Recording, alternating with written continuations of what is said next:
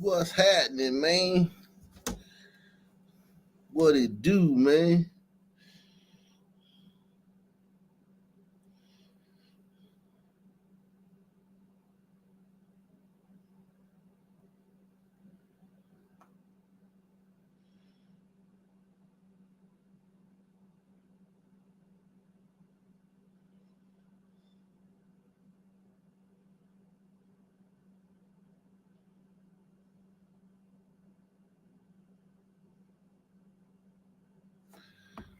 Uh,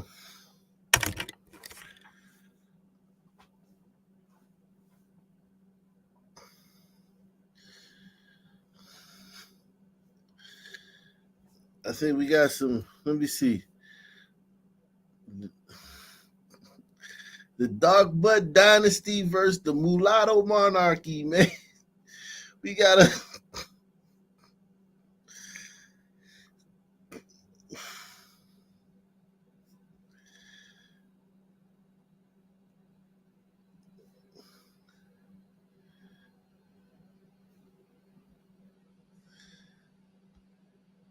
we got the Dark Bud Dynasty versus the Mulatto Monarchy, y'all.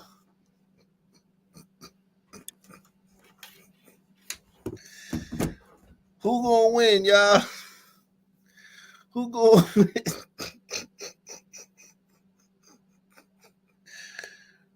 Who gonna take the prize, man? The Dark Bud Dynasty versus the Mulatto Monarchy, man. They beefing, man, over Donald Trump, man. The Dark Bud Dynasty is going for Kamala. Yeah, I said her name right, man. And the Mulatto Monarchy is going for Trump, man.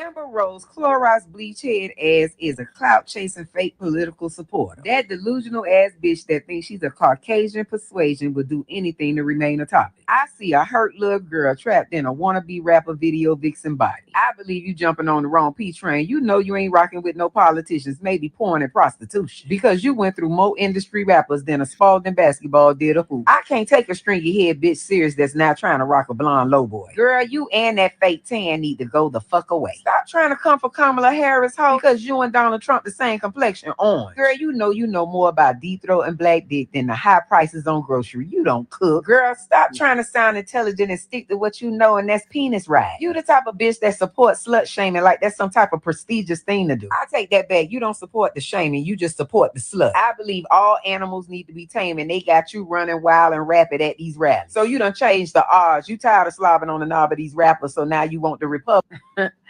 Amber Rose Clorox bleach head. The Dark Bud Dynasty, man,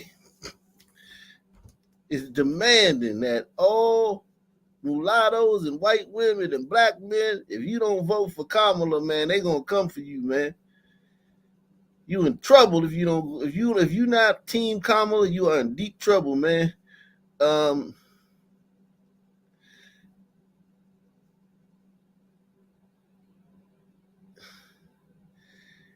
you in deep trouble, man.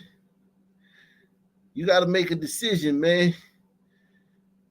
What do you want, man? Do you want smoke with the Dark Bud Dynasty, or you gonna or you gonna vote for Kamala and live in peace, man? You only got one choice: live in peace, or get torched by the Dark Bud Dynasty, man.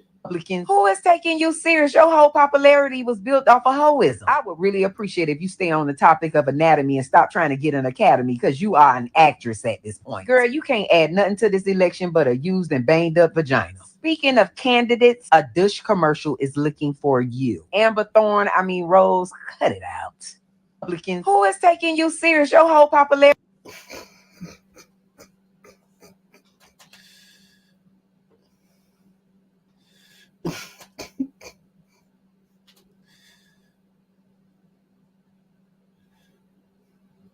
Here go another mulatto, y'all. Step down so you don't fall now.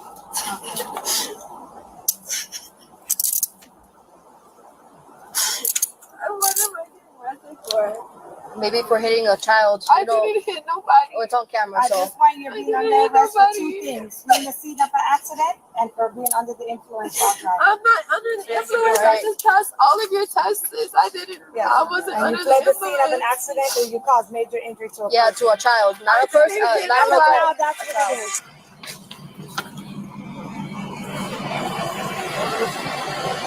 Don Julio. I didn't hit nobody. We have cameras. Can I see the cameras because I didn't hit No, nobody? you're gonna get arrested, right? That's point blank. Arrested You're for good what? for DUI and for hitting somebody I'm and not fleeing the under scene. the influence. I just passed all the. Step down so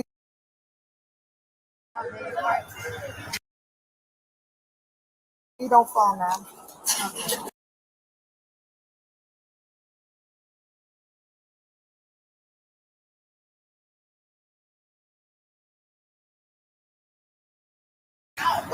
Don't go over there.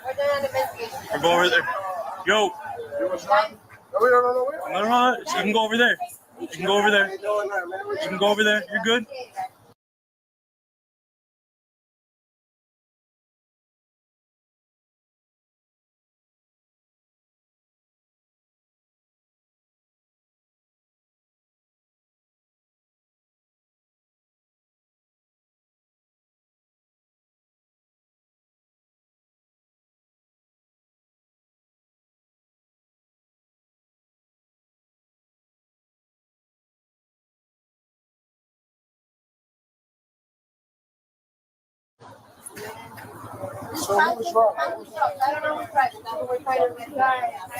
You're not no threat. Nothing happened. I know, I got you.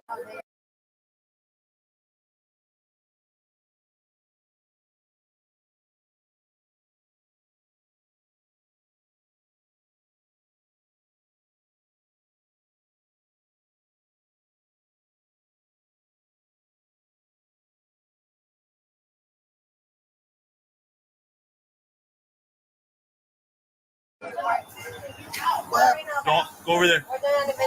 Or go over there. Yo.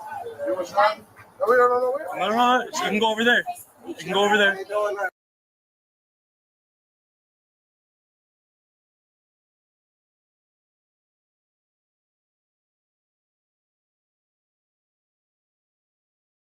We have people pulling up here. We can't have that. Okay. Aside from that, I'm not trying to give you attitude, but you understand what I'm coming. Okay. Well. So I just can't be committed to committing a crime. Regardless of the fact that regardless of the fact that you're a celebrity or not, you're still not above the law. You understand what I'm saying? Okay. So let us do our due diligence. Let us do our investigations. And from there, if you're good, you're good. Simple as that. You are a singer. She is a singer. You looking me up? Hey, you You said think I was lying? I don't know. People say that all the time. Quavo was right here helping me out. That was a security. Soul Train Music Award for Best Dance Performance. The guys that came over right now. Yeah, that's Quavo.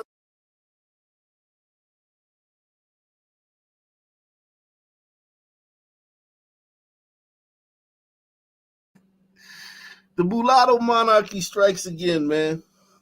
This goddamn button, man. The mulatto monarchy strikes again, man. I wasn't saying nothing important, man. I wasn't saying nothing important.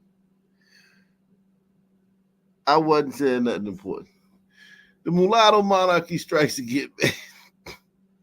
And sons try to come to the rescue, and sons. Don't go over there. Or go over there. Yo. No. You can go over there. Whoa, wait. No, you wait. We doing an investigation, man. You wait. The mulatto monarchy, man. Let's see what else is going on, man. Your hands behind your back. Okay. Step down so you don't fall now.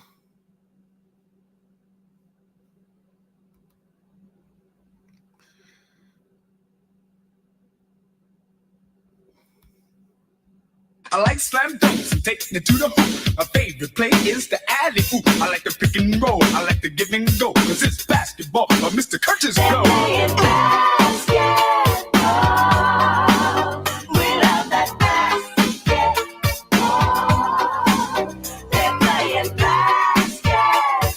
I like slam dunks, taking it to the hoop. My favorite play is the alley oop. I like the pick and roll, I like the give and go, cause it's basketball, Mr. Curtis flow.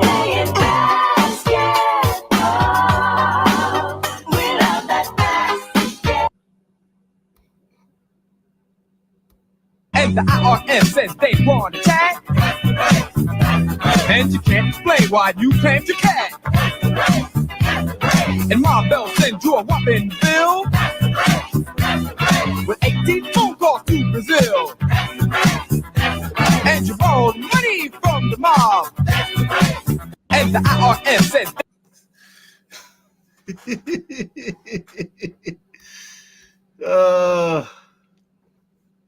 shout out to Curtis Blow, man.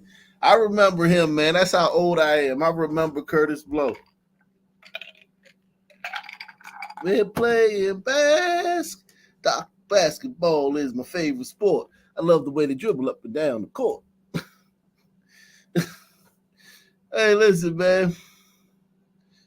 Niggas was rapping about basketball back in the day, man.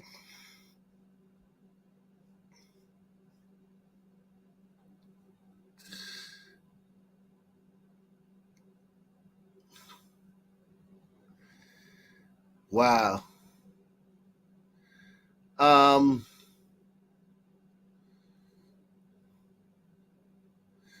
Salute to Curtis Blow, man. A true hip hop pioneer. A legend. That's what a legend. That's a legend right there.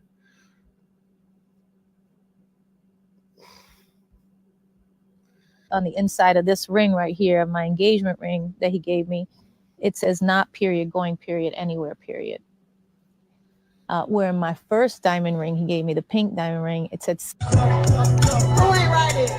Who ain't riding? Who ain't riding? What you say? My family right now, you hearing my music, mom's there for me to get it.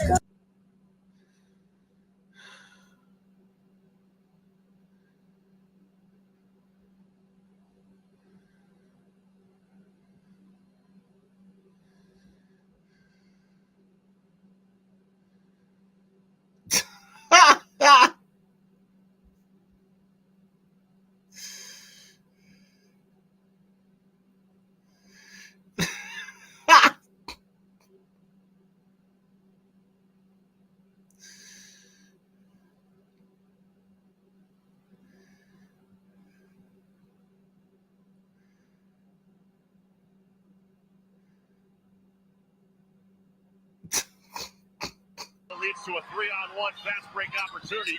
Allen, the give off to Reeves.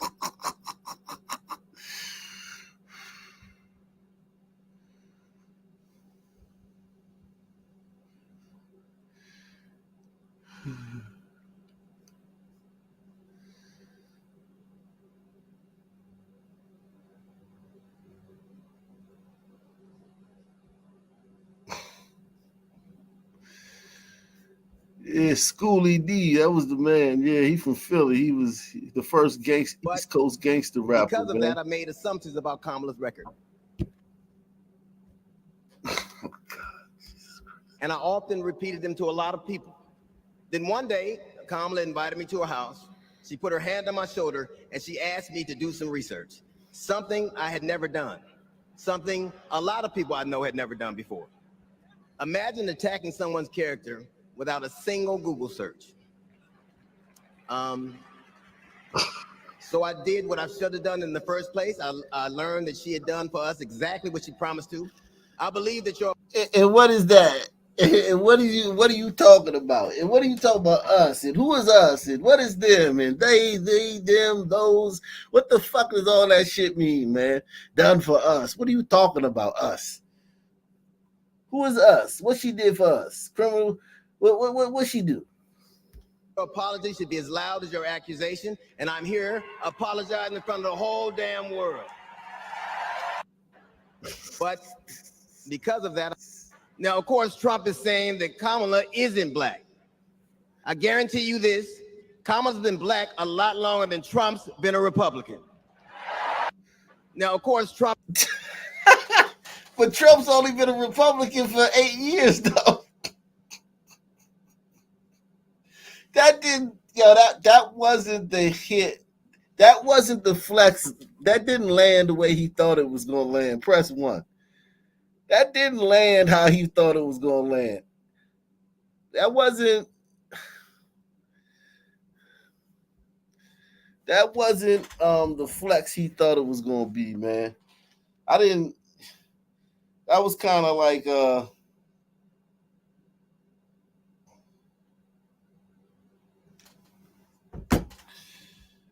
don't know. I think he didn't think that one through. Trump is saying that Kamala isn't black. I guarantee you this, Kamala's been black a lot longer than Trump's been a Republican.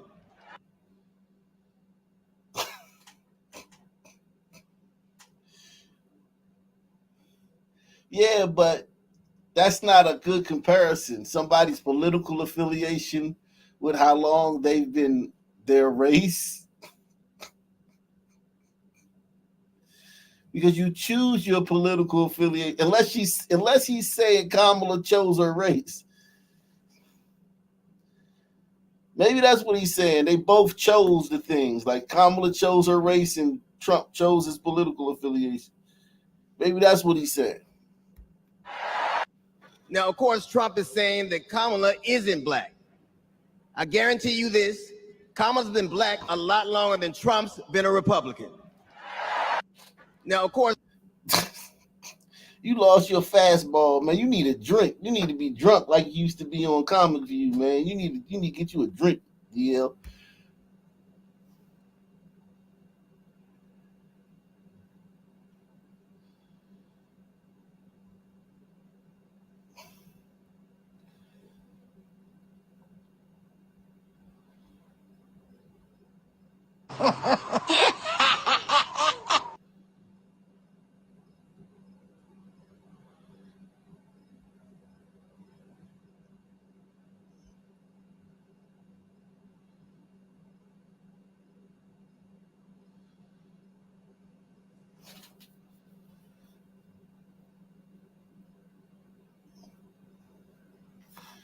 Yeah, but who would rent the... Listen, man. This whole thing, he didn't rent the black people.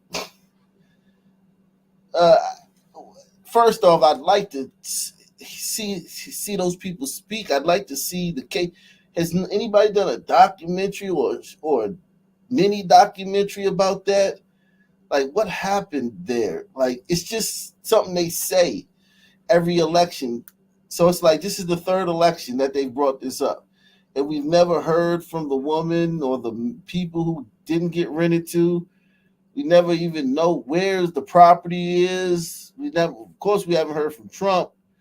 But, like, I'd like them to flesh this out a little bit, man. I'd like more information. Speaking of research, man, I want the research on the 1973 where Trump didn't rent the black people. What was the building? Was it a high rise? Was it a project? What was it? And who were these black people he didn't rent to, and why? And what was the reason? And what are they saying? Because it's like, it's just weird, man, that they keep bringing this up every election. And it's just, if there was some teeth to this, I feel like they would have that woman or her children just everywhere if there was something to this. Press 1.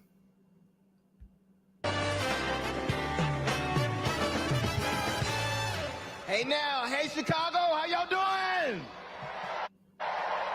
What's happening in California?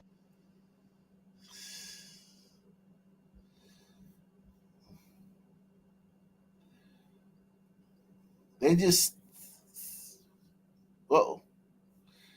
say things on the inside of this ring right here. Research. How many likes do we have, man? I'd like to know how many likes we got, man.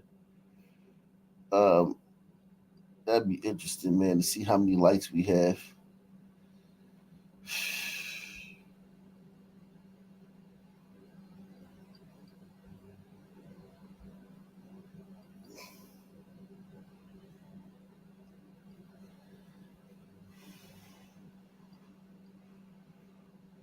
I know we don't have nobody took the $5 challenge. Not one person is taking the $5 challenge. Not one person supporting the channel tonight.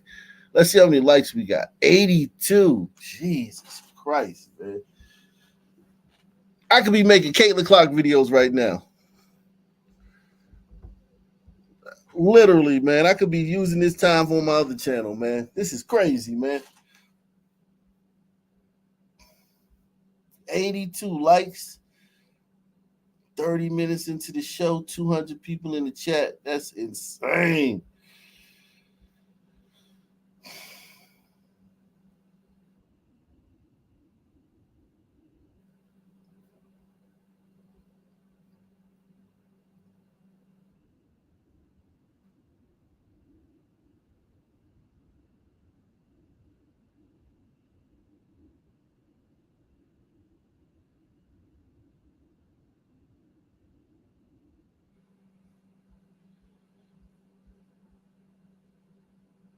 Let's get into some of this effery, man.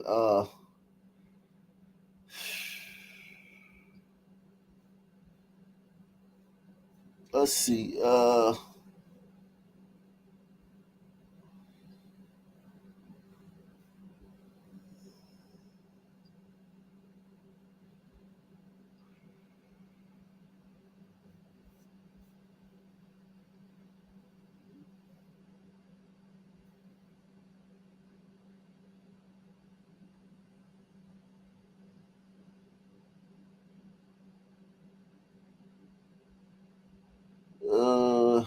Let's see where we gonna go today, man.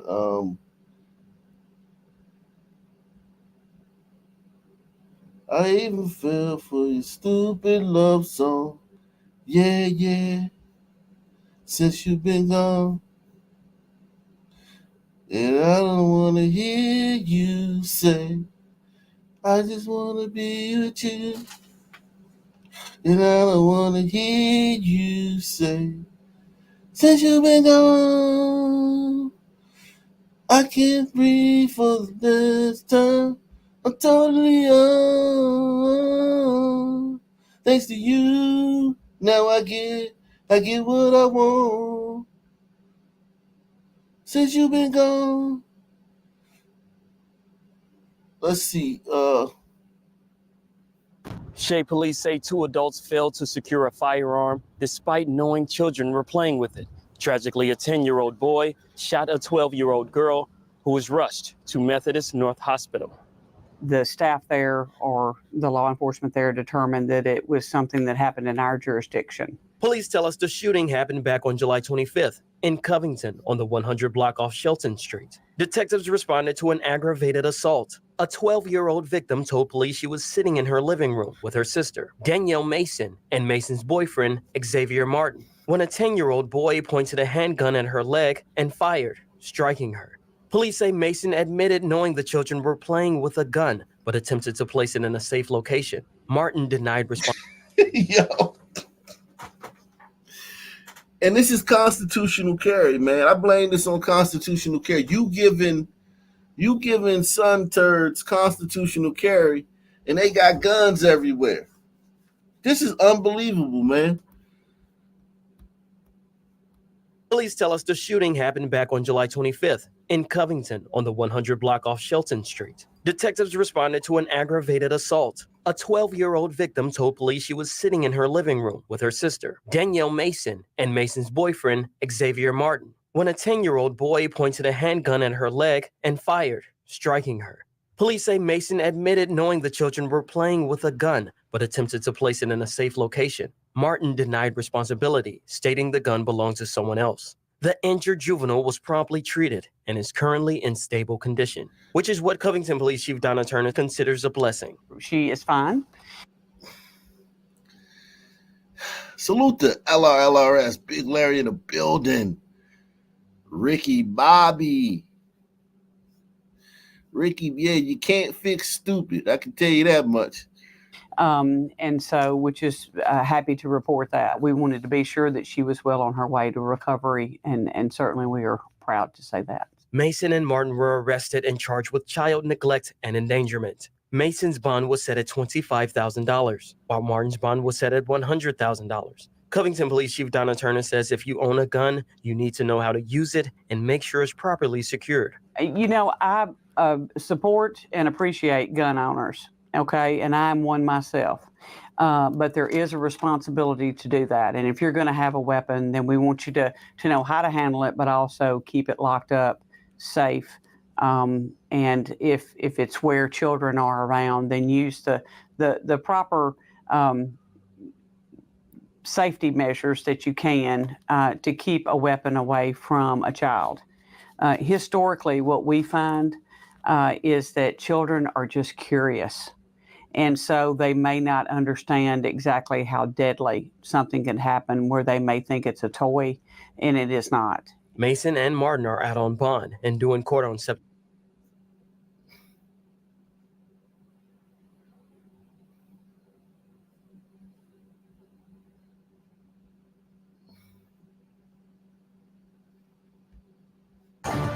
Tonight, a sea of blue flowing down Georgia streets for the second time in 2 days. Carroll County deputies led this procession today after an investigator died just days after he was shot. Thank you for joining us at 6. I'm Joe Ripley.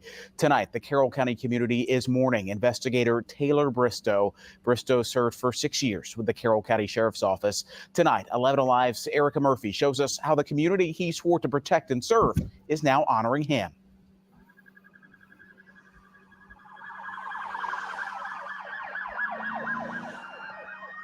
A procession of Brothers in Blue from the Carroll County Sheriff's Office, Georgia State Patrol, and the Clayton County Sheriff's Office to escort the body of fallen deputy Taylor Bristow from the Georgia Bureau of Investigation headquarters to a funeral home in Bremen. So we've lost 2 officers in a week, and not very far apart from one county to the next. On Tuesday, the GBI says investigator Taylor Bristow was shot in the head while serving a warrant at the home of a man suspected of child exploitation.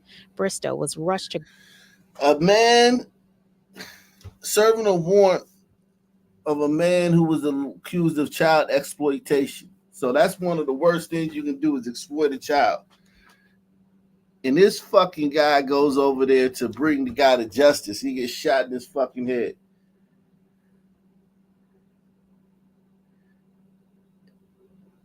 This is a bigger loss than all of those damn niggas BLM champion combined. Press 1.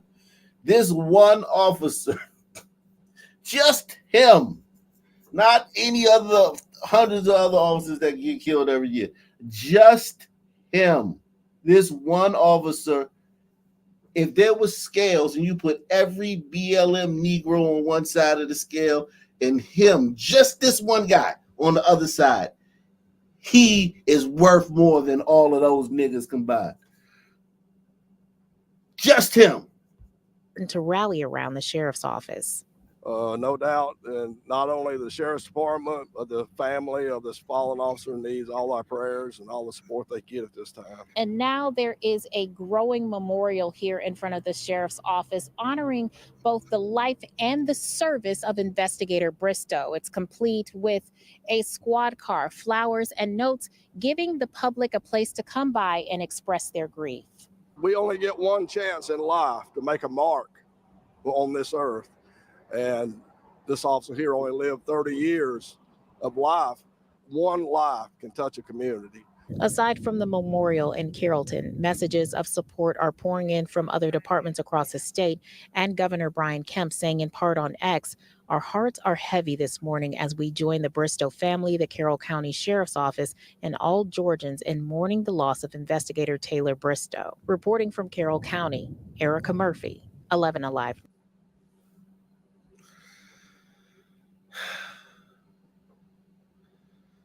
Here's the piece of crap who did it, man. Hogtied and hauled into custody. That is the status of a man accused of shooting at officers in Carroll County. Take a look at this video from the First Alert Chopper. It shows the massive response.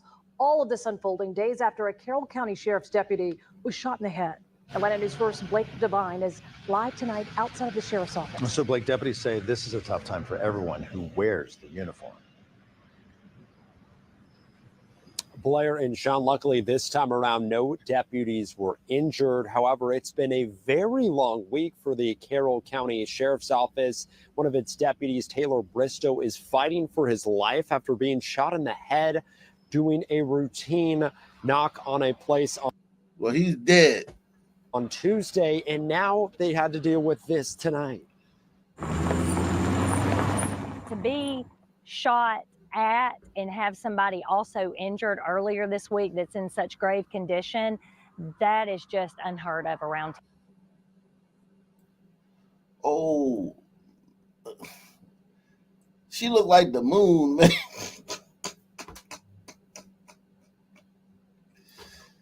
She looked like an animated moon, man.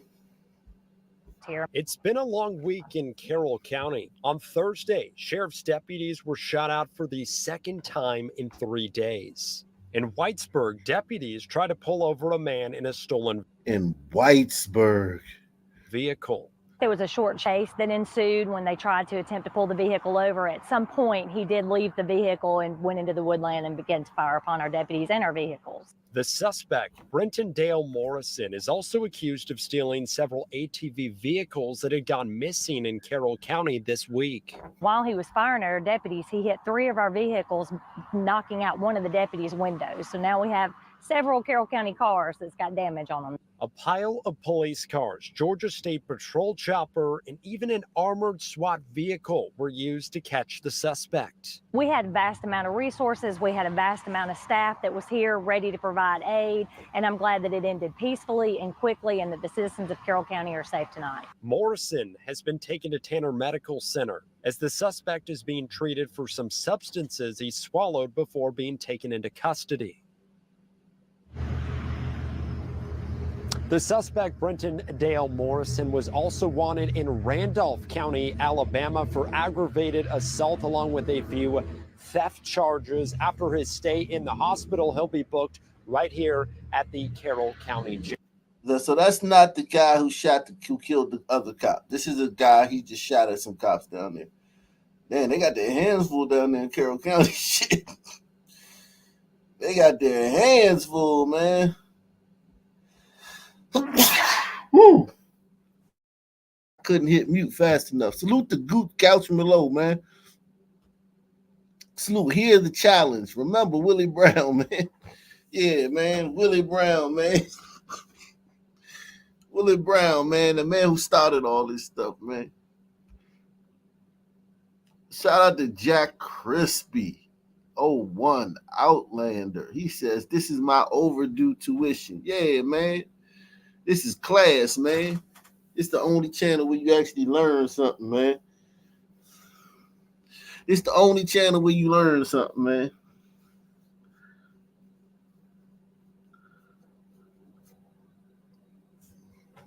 Something that you can take with you into the world, man.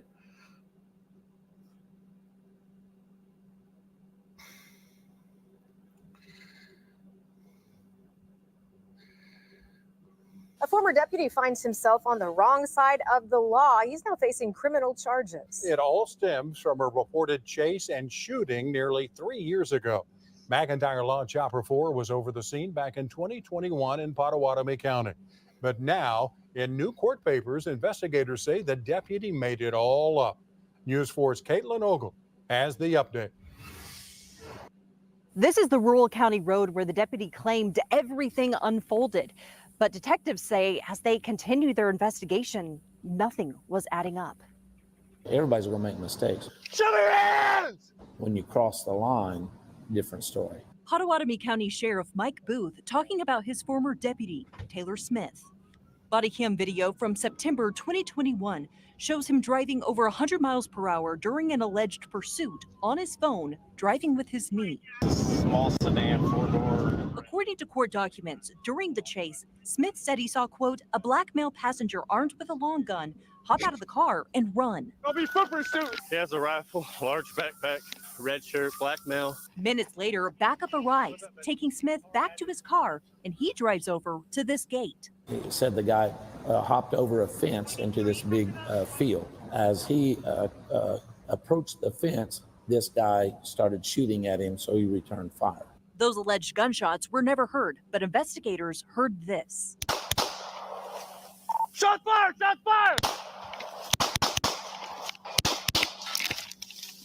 Get down! Show me your hands! McIntyre Law Chopper 4 overhead as authorities combed the area for hours, but court papers saying, quote, there were no obvious signs or tracks to follow. That's when I said, everybody stop, everybody come out, called OSBI, had them come in. I want everything roped off, nobody go from here. I was highly skeptical about what I'd heard. What investigators did find were Smith's shell casings. Sheriff Booth says surveillance video they obtained also showing Smith's patrol unit, but no sedan. Other deputies telling investigators they, quote, observed no dust trails or the suspected vehicle. Did anybody come across the vehicle yet? Of course, as a human being, you wonder why this or why that, but you still just follow the facts. In Potawatomi County, Caitlin Ogle, Oklahoma's News 4. What was the motive there? The sheriff says Smith resigned during the investigation. We called Smith and his attorney, but neither got back to us. He now faces a misdemeanor charge of filing a... You racist, man. Why I got to be a black man with a long gun, man? Pause.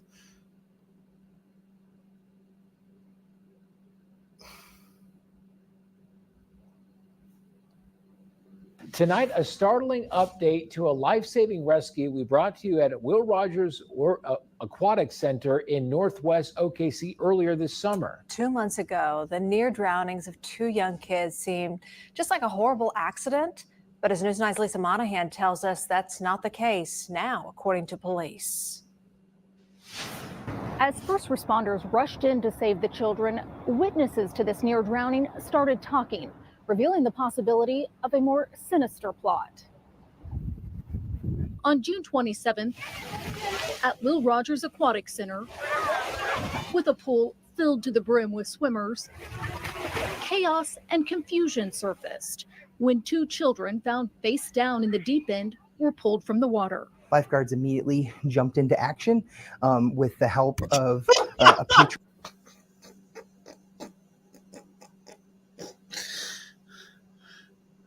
I know this ain't no damn lifeguard, man. What you know about lifeguard? You shouldn't even mention lifeguard. You shouldn't be able to talk about this story.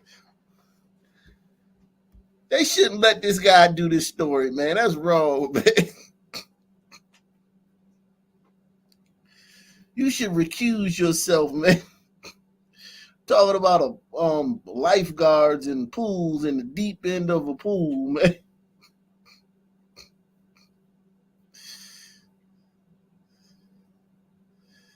Come on, man.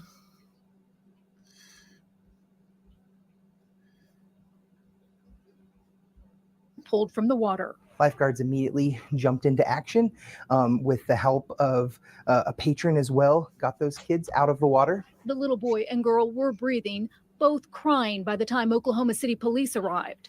Witnesses quickly pointed officers to the kid's relative, Flor Ontiveros, describing her not as the caretaker, but instead a possible suspect. The police report shows witnesses noticed Ontiveros holding the little boy underwater, with people yelling at her to stop. The boy was unconscious, no longer breathing when pulled from the water. Witnesses told police Ontiveros smiled during the incident and showed no concern for the boy as lifeguards performed CPR. The report also indicates a lifeguard spotted Ontiveros holding the little girl underwater just before rushing in to help. It's not clear how long the children were underwater, but police arrested Ontiveros for child abuse. Now, both children are okay. They survived all of this, and they were referred to the Department of Human Services. In downtown Oklahoma City, Lisa Monahan, Oklahoma's own News 9.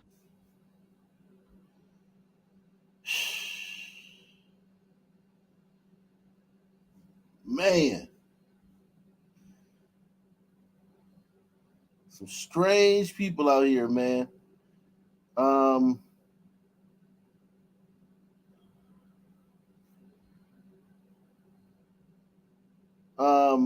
Let's get to the real fuckery. Let's get to the real shit, man. Is violence in the Bronx. Just an hour apart, two vicious attacks, and one of them turned deadly. Just before 3:30 this afternoon, a man stabbed and killed another man on a northbound number 2 train near the 3rd Avenue and 149th Street subway station. At 4:30, a gun battle in the middle of the street between two men in their 20s. A chaotic evening for police. Here's Eyewitness News reporter Anthony Carlo. Anthony. A 33-year-old man bled out on the platform. Police put his suspected killer in handcuffs at the scene. A traumatic subway ride in the Bronx. Everybody is scared, man.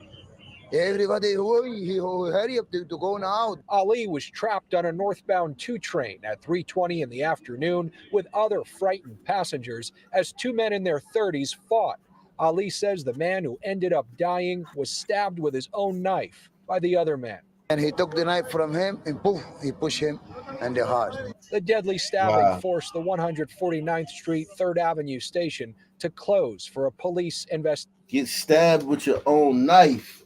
So this dude should be the investigation should say that, man. He should be depending on all the facts of the scenario, he should be all right, man. This guy right here.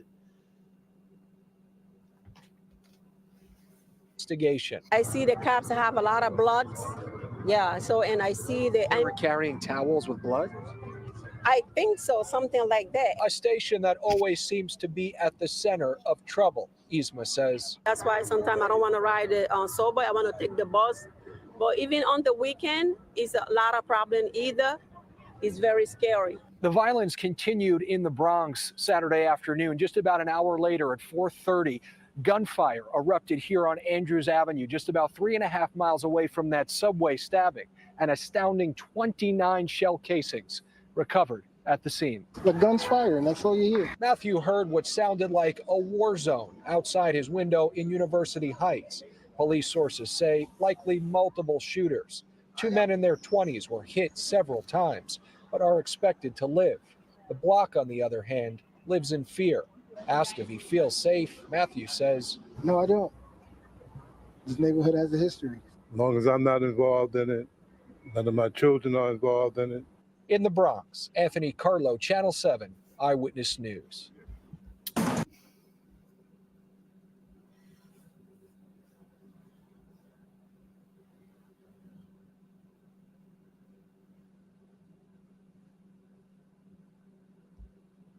A disturbing story out of Patterson. A 4-year-old girl is in the hospital after she was attacked by her own family member. We have learned that police are searching for the child's aunt. Eyewitness News reporter Marcus Solis joins us live from outside the hospital in Patterson. And Marcus, you have an update on that child's conditions.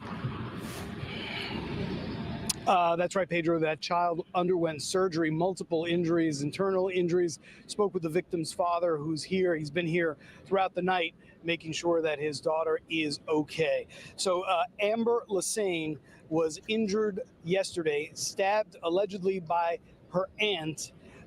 What's up with all these burrito aunties, man, trying to kill their nieces and nephews, man?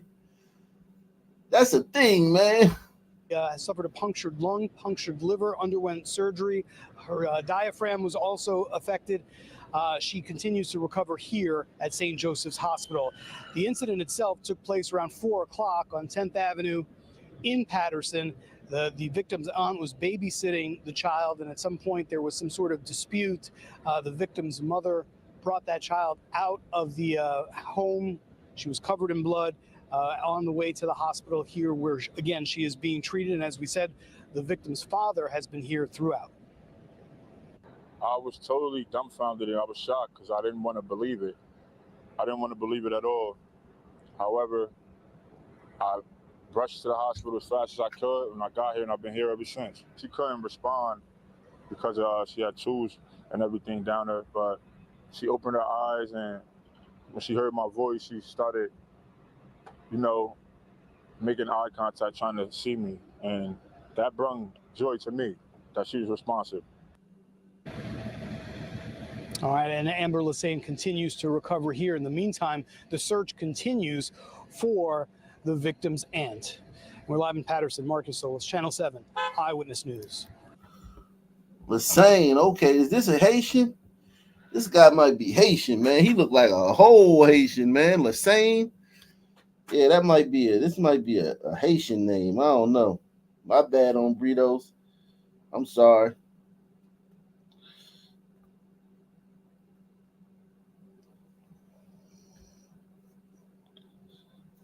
Salute to the dad, man.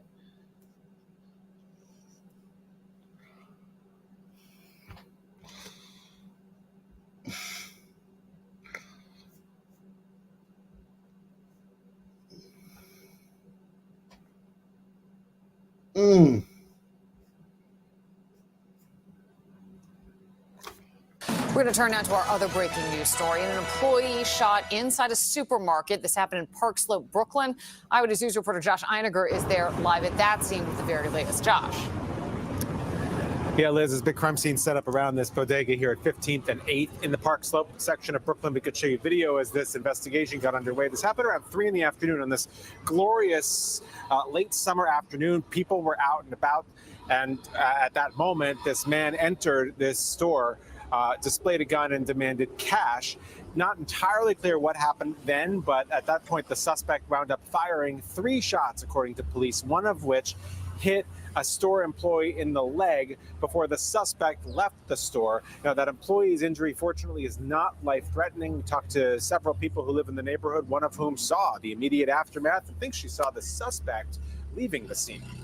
I saw who I assume is the bodega, like the guy that was working there. I don't actually know specifically what happened, but he was bleeding, and I saw a guy walk up the street very casually, which later found out that he is the suspect. I mean, walked up the street very casually after shooting somebody, man.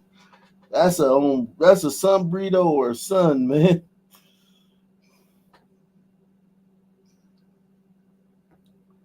He just walked up the street casually.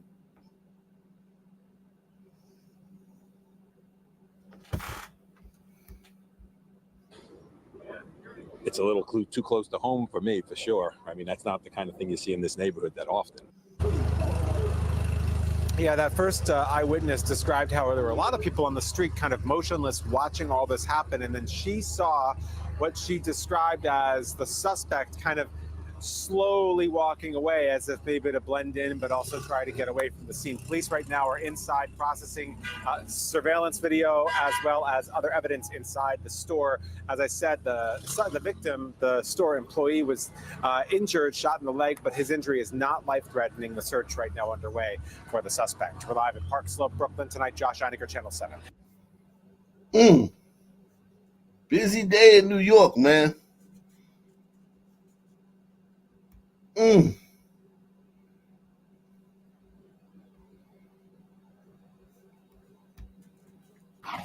Fayette County Sheriff's investigators are currently in Louisiana interrogating a man accused of killing his wife at their Fayetteville home. Investigators say they found his wife's body partially burned and buried in a shallow grave.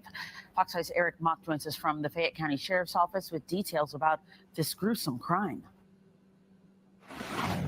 Fayette County Sheriff Barry Babb says in his almost 40 years of law enforcement experience, this is one of the more grisly crimes he's had to work. But thanks to quick work and coordination with other agencies, they were able to catch this suspect, even though he'd fled all the way to Louisiana. It's shocking as hell. Definitely seemed like something that would be on like on one of those shows. I didn't expect that. Jabril Muhammad says he would have never expected his neighbor, 39-year-old Kenneth Harden Jr., to be accused of something like this. He seemed like a cool dude. Like I said, he had a fireworks show down here for the kids before the 4th of July. Fayette County Sheriff Barry Babb says Harden shot and killed his wife, 39-year-old Carrie Harden, early Tuesday morning while his children slept. So they went to school on Tuesday, never seen their mother. The sheriff's office says it learned of the crime after Harden flew his father into town and gave him his last will and testament. He had told his father that he had shot his wife and pretty much that he was now going to be on the run. Harden's father called the sheriff's office, who began investigating. Babb says a license plate reader helped them track Harden's car to a motel in Louisiana. A SWAT team there moved to take him into custody while they searched the large property for his wife's body. I got almost basically 2 calls at the same time that the cadaver dog located our victim, which was buried in a very shallow grave on the back part of the property. And at the same time that the St. Tammany Parish Sheriff's Office took him into custody without incident. Sheriff Babb says the body was partially burned. He says Fayette County investigators got on the first flight to Louisiana Thursday morning, where they've apparently had no trouble interviewing Hardin. He is completely cooperating to the point that I will tell you that Captain Lee, who has been an investigator at least 3 decades, said I've never had a homicide suspect want to tell us everything. Wow. Yo, he yo, he was tired of that, man. He couldn't take her mouth no more, man. He couldn't take her mouth, man. Her mouth pushed him to the limit. Her attitude, her mouth, and he was just ready to just be like, look, I can't take it no more, man. I can't take it no more, man. I'd rather just live in prison with a bunch of grown-ass, aggressive, muscular, homo men than live here with this woman, man.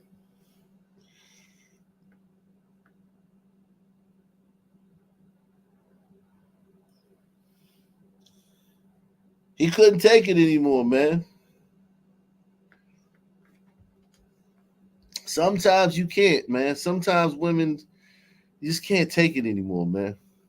Located our victim, which was buried in a very shallow grave on the back part of the property. And at the same time that the St. Tammany Parish Sheriff's Office took him into custody without incident. Sheriff Babb says the body was partially burned. He says Fayette County investigators got on the first flight to Louisiana Thursday morning, where they've apparently had no trouble interviewing Hardin. He is completely cooperating to the point that I will tell you that Captain Lee, who has been an investigator at least 3 decades, said I've never had a homicide suspect want to tell us everything. Sheriff Babb says so far the motive they've gathered from Hardin was a late-night domestic dispute mixed with heavy drinking. Well, Sheriff Babb is also just breathing a huge sigh of relief because investigators have learned that Hardin was, considering committing suicide by cop, and he was heavily armed. And of course, they're concerned after the recent shootings of law enforcement in both Paulding and Carroll County. But thankfully,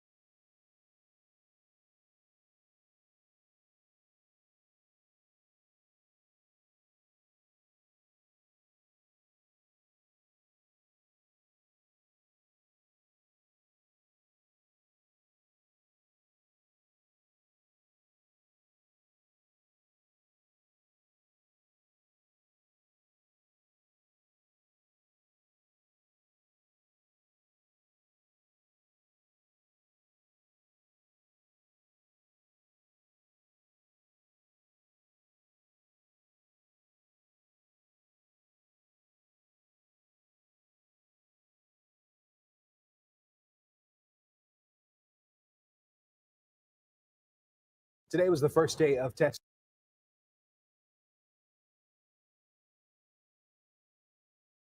Today was the first day of testimony in the trial of a man accused of killing a transgender woman in Highland Park. But the proceedings ended abruptly when the defendant fell asleep. CBS News Detroit's Andres Gutierrez joins us from 30th District Court with what exactly happened in that courtroom. Well, before this morning's proceedings got underway, the defendant, Carlos Scotland, was talking to his attorney, mouthing something to someone in the gallery. But once the first witness took the stand, well, he couldn't stay awake. Mrs. Scotland, are you okay?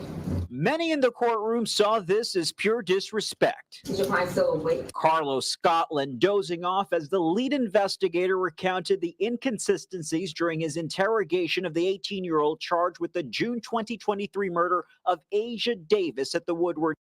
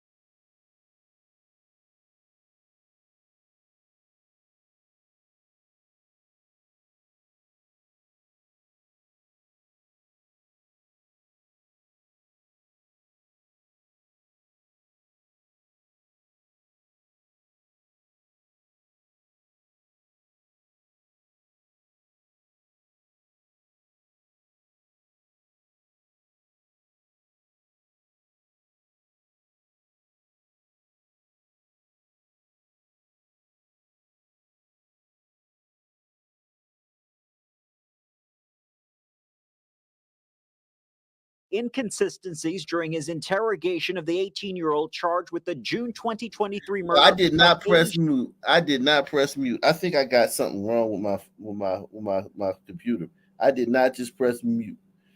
But what I'm saying, and here's what I'm saying. Here's what I was saying. Let me tell you what I was saying, man. Let me just tell you what I was saying. I gotta fix this. I gotta fix this button, man. I don't know what's going on. Here's what I was saying, though, guys. Sunmen. The main reason these transgenders get killed by sunmen, because you know sunmen are responsible for over 90% of homicides of transgender. They're responsible for over 90% of it, right?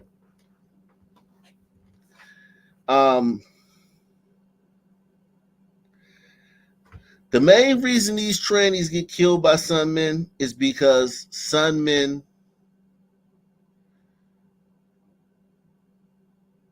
are ashamed of this stuff. They want to be in relationships with these guys or with these girls or whatever you want to call them, but they don't want nobody to know.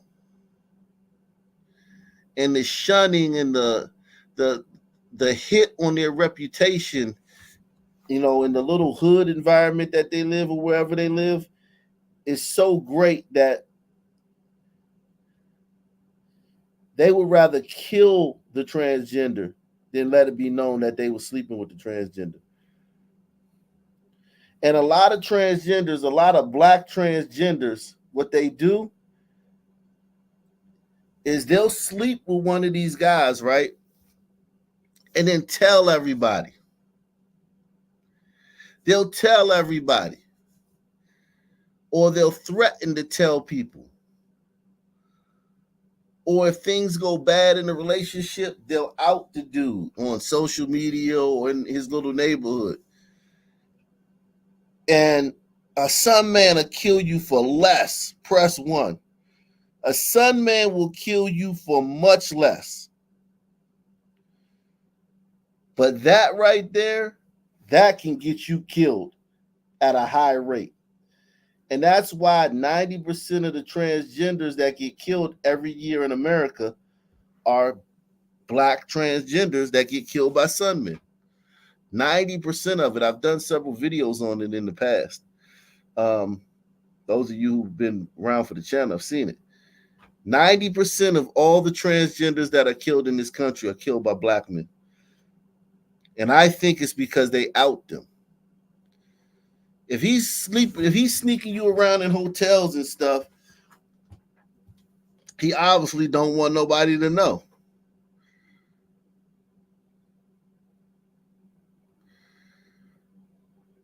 He said 2 birds with 1 stone. And listen, I'm not a transgender activist or anything like this, but if you're a transgender and you listen, stop outing these sun men, man. Stop threatening to out them. Stop using that as a you know how women talk shit during arguments and women say foul shit? Women say the foulest shit during arguments. Women talk about your mother, your trauma. They talk about things you told them in confidence during an argument about leaving the toilet seat up. Women are foul like that. So I think transgenders, they think they trying to take on that woman persona. So when they get arguments, this guy, I'm going to tell everybody that you're sleeping with a transgender. And that's why y'all get killed so much.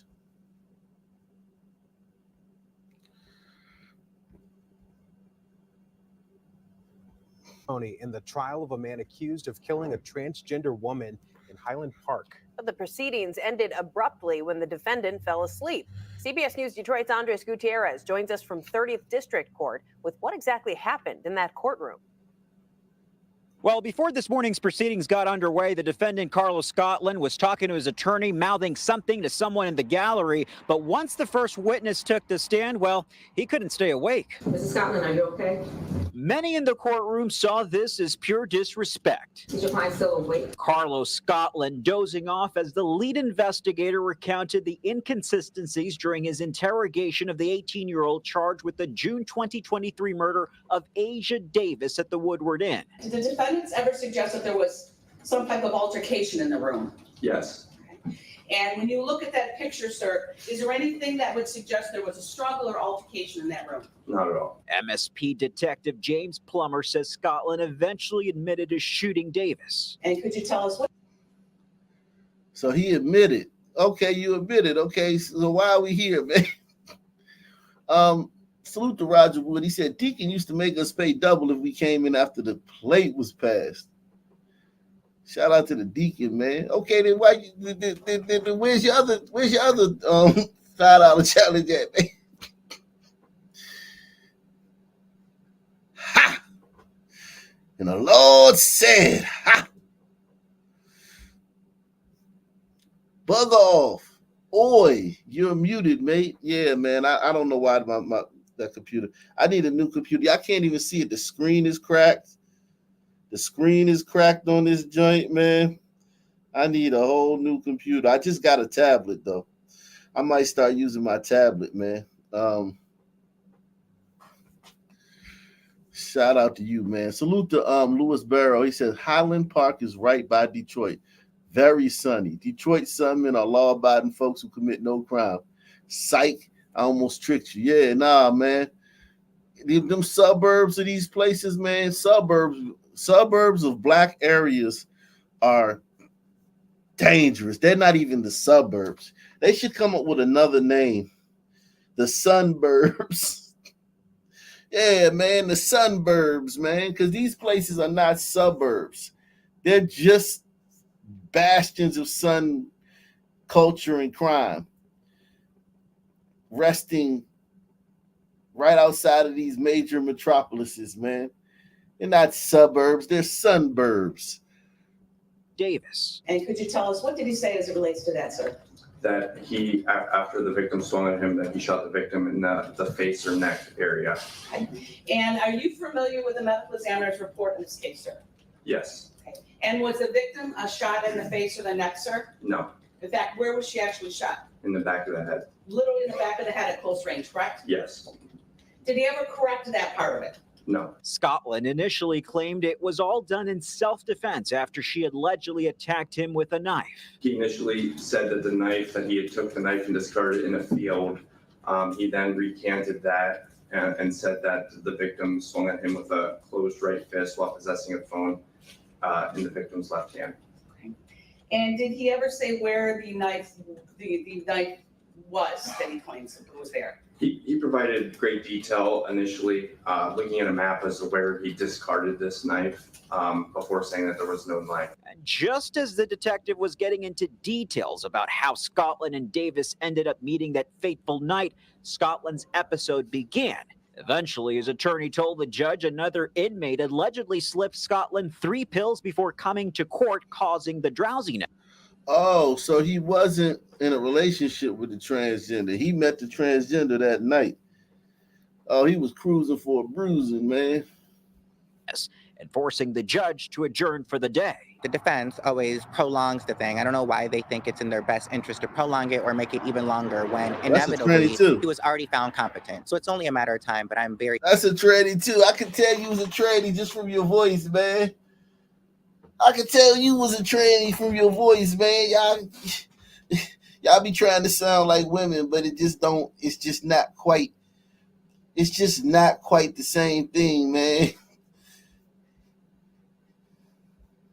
Defense always prolongs the thing. I don't know why they think it's in their best interest to prolong it or make it even longer when inevitably he was already found competent. So it's only a matter of time, but I'm very confident that Asia Davis is going to receive the justice that she needs.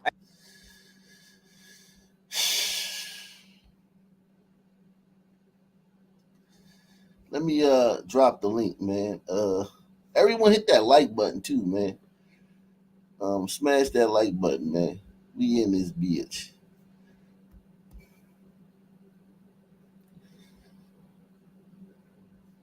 I just want to hear you say, I just want to be with you. Want to hear you say, since you've been gone.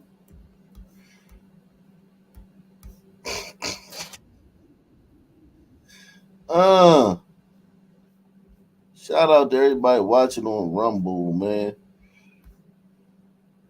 Salute to my man Barry B in the building, man. Shout out to you, bro. Salute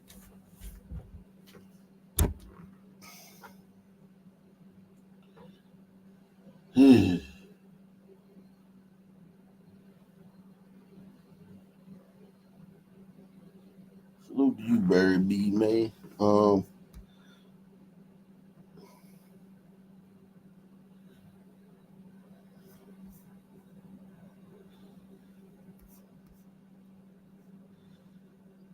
Damn, y'all over at Rumble, y'all can hit the like button over there on Rumble. You know that too, man.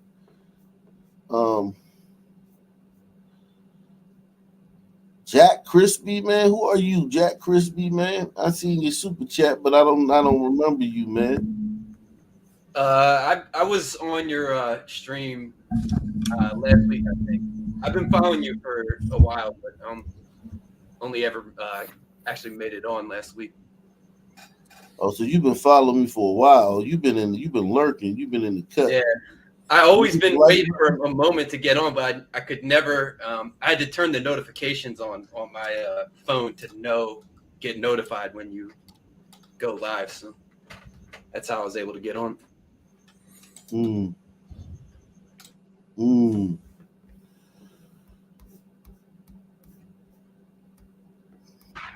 A single father accused of disturbing crimes against his own children is in even more legal hot water tonight. Rodney McQuay has been locked up since last December, accused of starving his 4-year-old daughter to death and inflicting serious abuse on her 2 brothers. A Fox 5 I-Team investigation earlier this year revealed major problems in police procedure leading up to Treasure's death, prompting changes in how Atlanta police work with Child Protective Services. Now I-Team reporter Johnny Edwards learned Rodney McQuay faces even more felony counts.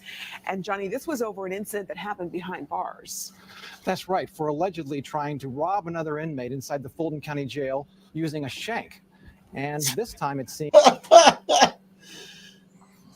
So he's in there for starving his child to death and torturing his other kids and shit.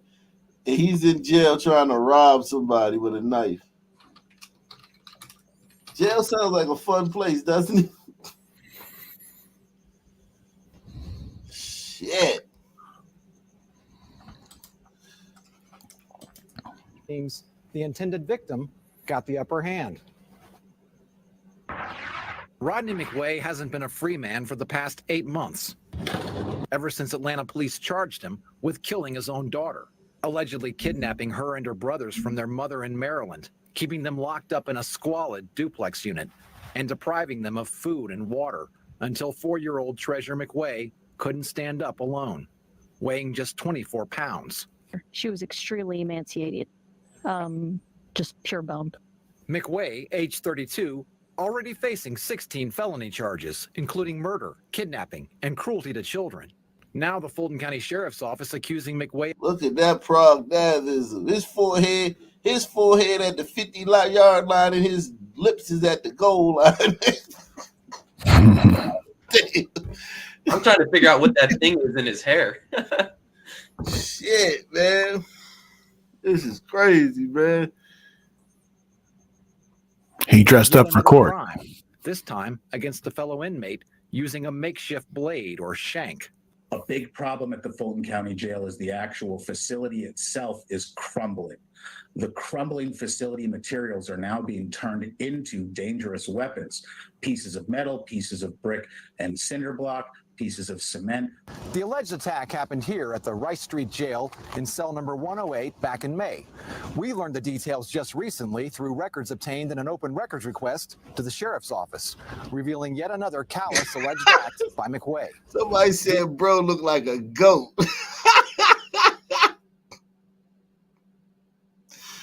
God damn it, man. He looked like a goat. Shit. Like the goat?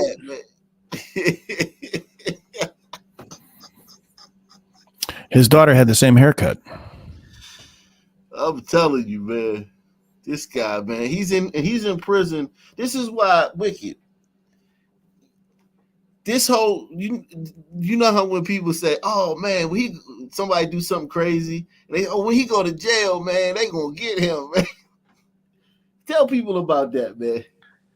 Right. Well, it depends on the guy. If he's a weirdo or easy, target, then they might get him, but not because of what he did. But if he did what he did and he's holding his own in there, he could fight. He got that mouthpiece on him, smooth.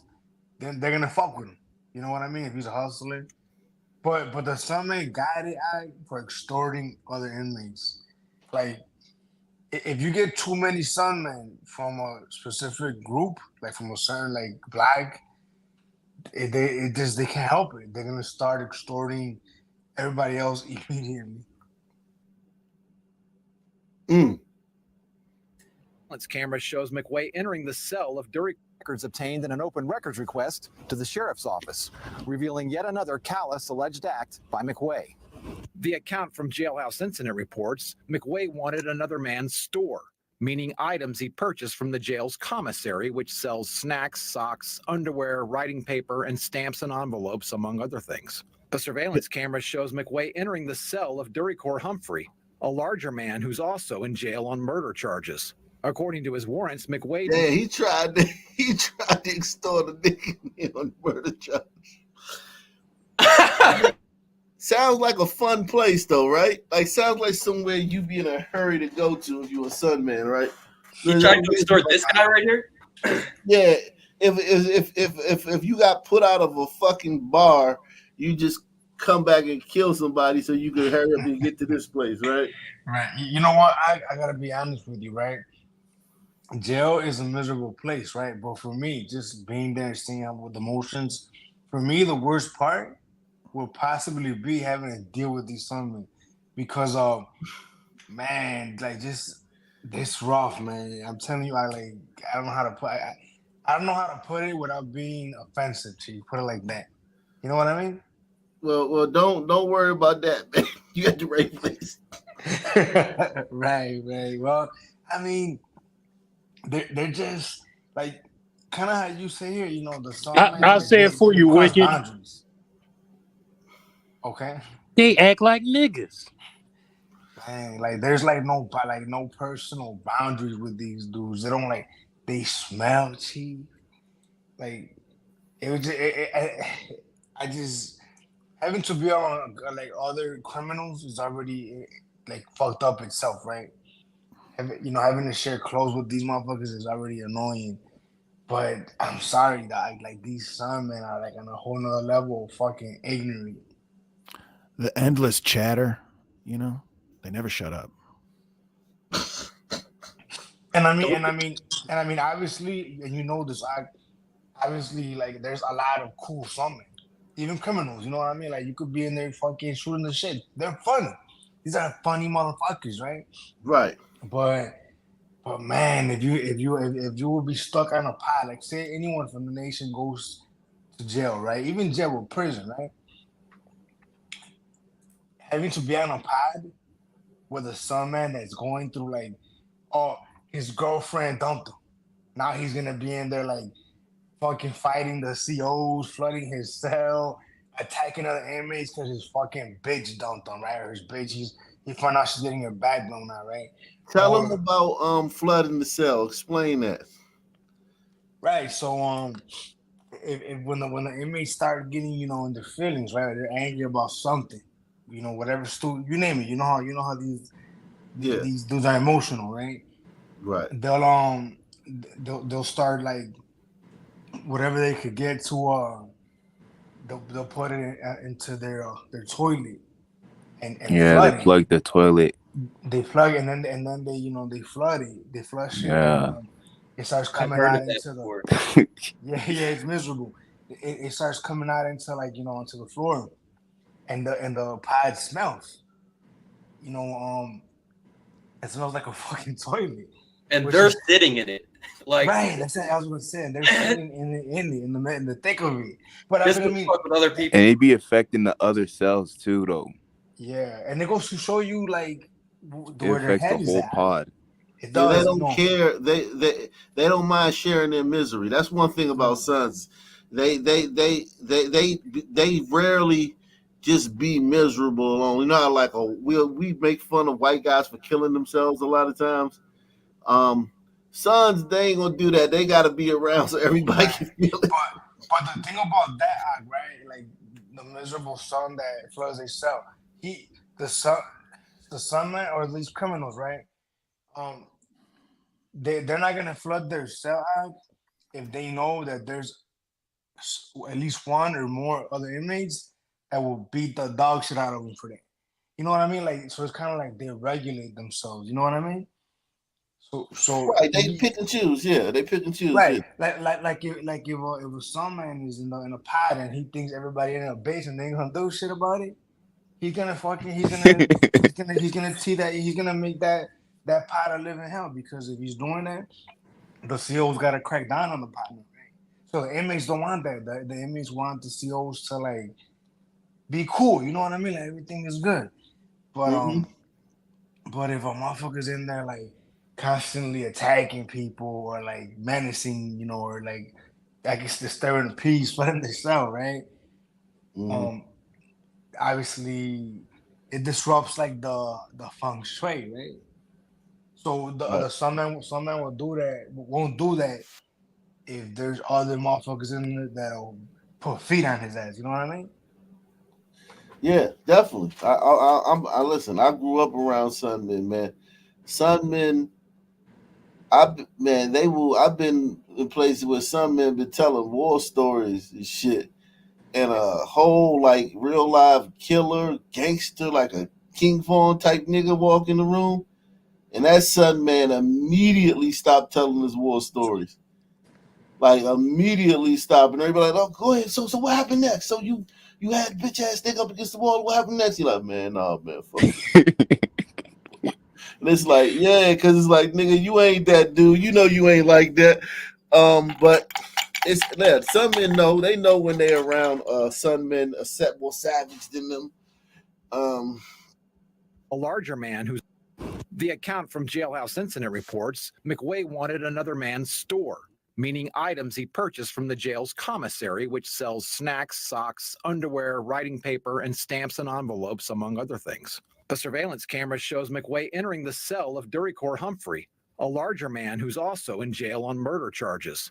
According to his warrants, McWay demanded the goods, then pulled the shank out of his waistband. What happened next? Well, in Humphrey's own words from an incident report, we got the tussling. He dropped the shank. I picked it up and stabbed him with it. McWay leaving the cell bleeding from deep gashes to his face, shoulder, and back, and empty-handed. Now facing 3 more felonies: aggravated assault, possession What of a a dangerous dumbass. weapon, and rioting in a penal institution. So violence becomes a regular and common occurrence with people that are either facing or under sentence for life. While the new charges don't impact McWay's murder case directly, longtime criminal defense attorney Joshua Schiffer said they might be used as leverage in a plea deal. Here's what's really going to happen. They got him, from everything I can find, pretty dead to rights on the major murder stuff. They're going to pick and choose and lean on him, and he has a public defender who has a really tough job. The Fox 5 I-Team's previous reporting on the case found Little Treasure McWay's alleged tormentor wasn't the only one to blame in the case. After the kidnapping, police, as well as caseworkers from the State Division of Family and Children's Services, went to the door of the mold-infested duplex unit at least 3 times, looking for the children. But McWay didn't answer the door. Police and DFACS didn't coordinate. And the I-Team found Definitely looks better with the followed their own pigtails. policies. So since he didn't answer the door, they just all right, we'll be back. That's crazy. That's bananas, man. The door of the mold-infested duplex unit at least 3 times, looking for the children. But McWay didn't answer the door. Police and DFACS didn't coordinate. And the I-Team found police didn't follow their own policies. Following our investigation, Atlanta police announced an overhaul in how it handles calls for assistance from DFACS. When it comes down to the bottom line of why this child was starved to death, is because the police did not intervene when they had ample opportunities to do so. So in other words, they should have kicked the door in. If the person doesn't answer the door and the door's locked, you kick it in. Now yeah, but then you kick in the door and man, you don't do this to white people neighborhood, man. You niggas are exhausted, man. Y'all niggas exhausted. Now the police are getting criticized for not kicking in some black dude's door. Wow. The inmate McWay allegedly tried to rob wasn't criminally charged over the Shank incident, but the sheriff's office said he received disciplinary jail charges. Duricor Humphrey faces murder charges in the 2021 shooting death of Keon Yarber. After Treasure's death, APD announced an internal investigation into its handling of the 911 calls. We're still waiting on the results, but we did learn at least one officer has been disciplined, receiving, quote, oral admonishment. Russ, Courtney? Well, so Johnny, do we know what McRae was trying to take from Humphreys? That commissary item that he was trying to take, could it possibly have been food, for example? Oh, well, no, we don't know for sure. The records that we obtained don't spell that out. It could have been food, snacks. It could also have been socks. It could have been stamps. It could have been a deck of cards. We asked the sheriff's office that question directly, and they said they don't know. So it wasn't a senseless crime. At least there was something important at stake. Right. He was it wasn't like over a ho-ho or goddamn beef jerky or some shit like that. If you think about it, he showed restraint. Yeah. That guy didn't kill him. That guy just stabbed him up. Let it be, man. Don't you think it makes sense, since they desegregated the prisons, now the prisoners have to join racial gangs to survive and do more crime to survive in prison? They should just resegregate them so this doesn't have to continue. I agree with you, but here's the problem. Everything becomes a problem with sun turds, right? So say they segregate the prison, right? The Ombrito part, they got rules, okay? Look, motherfucker, we got shot callers. There's order. You got to answer the motherfuckers. And behavior is, certain behaviors are checked. And the violence is regulated. Yeah, like you gonna follow the rules. You're not gonna be dirty. You're not gonna be involved in no murders, homosexuality, unless you know what I'm saying. You're not. Period. You're not. Period. Yeah. So the white area is gonna have rules and guidelines, and they're gonna have values that they help hold each other accountable for. Yeah, send me to the white cell shit. There's not gonna be drug debts. And then the black side, listen, tell me if I'm lying, Wiki. almost everything goes. Yeah, no, it's free for all.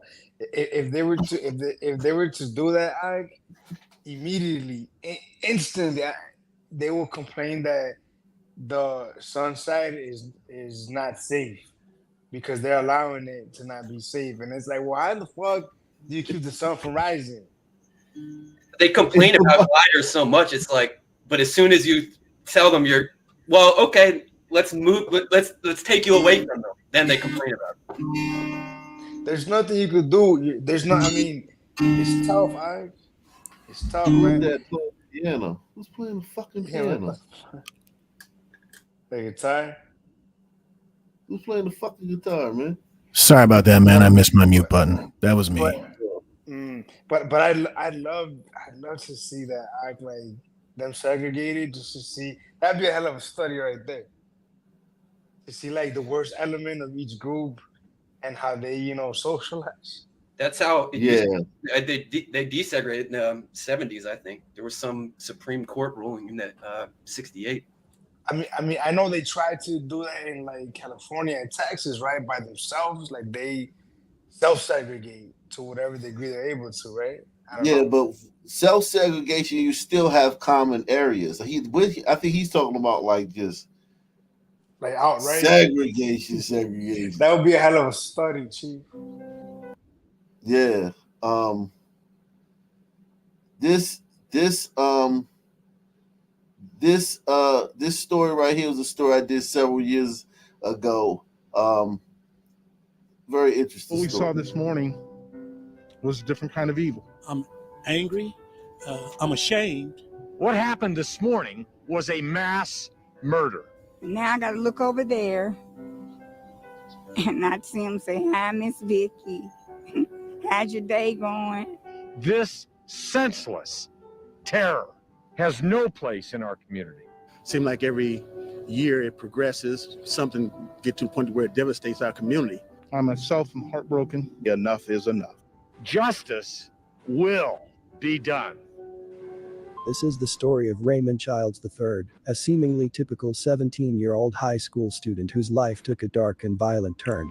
Raymond lived with his family in Indianapolis, where he was surrounded by love and support from his parents, Ezzie and Raymond Childs II, and his siblings. But beneath the surface, tension simmered, leading to a horrifying night that would shock the community. In a moment of unimaginable rage, Raymond turned on his own family, leaving a trail of devastation that would haunt those who knew them. But what could drive someone to commit such an unimaginable act against their own loved ones? Welcome to Viral Crimes. Subscribe and hit the bell icon for more stories. This story takes us to Indianapolis, Indiana, a city renowned for its deep-rooted sports culture and Midwestern charm. With a population of approximately 880,000, Indianapolis is the largest city in the state and serves as a hub. Hit the like button, man. Everybody smash that like button. Take the $5 challenge. Support the damn channel. And that goes for people on Rumble too, man. Same thing for Rumble watchers. For various cultural and sporting events, including the famous Indianapolis 500 auto race. Raymond Childs III was born on October 31, 2003, and grew up in a family that, by all accounts, was loving and close-knit. Raymond was known to be quiet and somewhat reserved, often keeping to himself. Friends and acquaintances described him as a typical teenager, someone who was trying to find his place in the world. He had interests in music and typical teenager. Now, remember, that's relative. Everything is relative, okay? When they say typical teenager, they mean a typical son teenager. Spent much of his time at home or with a close-knit group of friends. I don't give a fuck, man, they know what it is. They know I'm on fire and hot like a pepper. Pressure bust price, I'm applying that pressure. You gon' lose your life, better load up your metal. Real turn nigga, he straight out the gutter. He need him 100 for less, he won't settle. Hops on the right, so he focus on money. Can't fuck with these bitches, no time for a bezel. Niggas be saying this pressure, but really ain't stepping on shit. They ain't really about it. Ain't got no vest in this bitch, gon' get left in this bitch. If a nigga get tough and get robbed, niggas be hope that. That's typical. That shit sound typical to me, Op. Yeah. I mean, I don't hear Tigers talking like this. Typical son teenagers. He's a typical son ager. And the rest, if he talking was Luffy and Cyrus, I'ma pop pressure till I get the fuck out the hood. So much pressure, this shit gon' make diamonds. Raymond was the son of Raymond Sr. and the stepson to Kezzy King. In 1999, Raymond found his soulmate in Kezzy King, who was 42 years old at the time. 7 years later, they tied the knot and eventually blended their lives together with a family of 7 children. Their top priority was nurturing their children, guiding them toward successful futures and meaningful lives. Raymond Sr. worked as an artist in the music industry and would also manage his own record label. So he a rapper too. Oh shit. School, June 5th, it was another sad day for me. That's when I lost the closest thing, and his name was Stro G. I miss you, I never will forget you. As long as I'm here, I'm going to keep your name official. While managing his own music label, Just Real Records, Raymond Sr. naturally integrated his passion for music into his family life. He formed a rap group called New Street with his 3 eldest sons, fostering a creative and musical environment at home. What's up, everybody? It's your boy EI. Alright, so I'm Baby X. And together we are New Street, which you already know. Hey man, he was basically the trap fucking trap label trap music Joe Jackson. I'm telling you, man. Yeah, man, from Indiana too. That's crazy, man. Yeah, man. This is just. I didn't know all this when I did the story. I did not know all this stuff. I ain't know all this either, though. I mean, what? He Joe Jackson and the Jackson 5 minus the 5 bodies that none of them got bodies. They got 5 bodies on their lit group. I'm telling you, man. This is goddamn the Jackson 5 meets goddamn fucking Lil Durk. Yeah, little fucking OTF or whatever the fuck. Look, the Jackson 5 meet YNW Melly, man. Telling you. What's up, everybody? It's your boy EI. Alright, so I'm Baby X. And together we are New Street, which you already know this. Hey, look, we need y'all help with something. We just got nominated for 4 awards down in New York. But we need y'all help. We need y'all help voting for us, you feel me? You can vote once. Oh, what, man? Just he got the hand rub down pat. He got the tough look, man. The tough shit, the tough mannerisms there. Baby X, read off the numbers. 36, 25, 2, and 17. And what them numbers go to is the website. So all you gotta do is go to the website, scroll all the way down, and just put them numbers where it needs to be. However, as time passed, the 2 older boys sought independence and launched their own solo careers. Elijah Childs, the eldest at 18, was known for his calm demeanor and deep connection with his mother. He took pride in being the eldest brother and protector of the family. At a young age, Elijah was already on the brink of fatherhood, expecting a baby with his 19-year-old girlfriend, Kiara Hawkins, who was due to give birth in a week to a son they decided to name Chaos. Elijah already was the father to 2 other children. Hold on.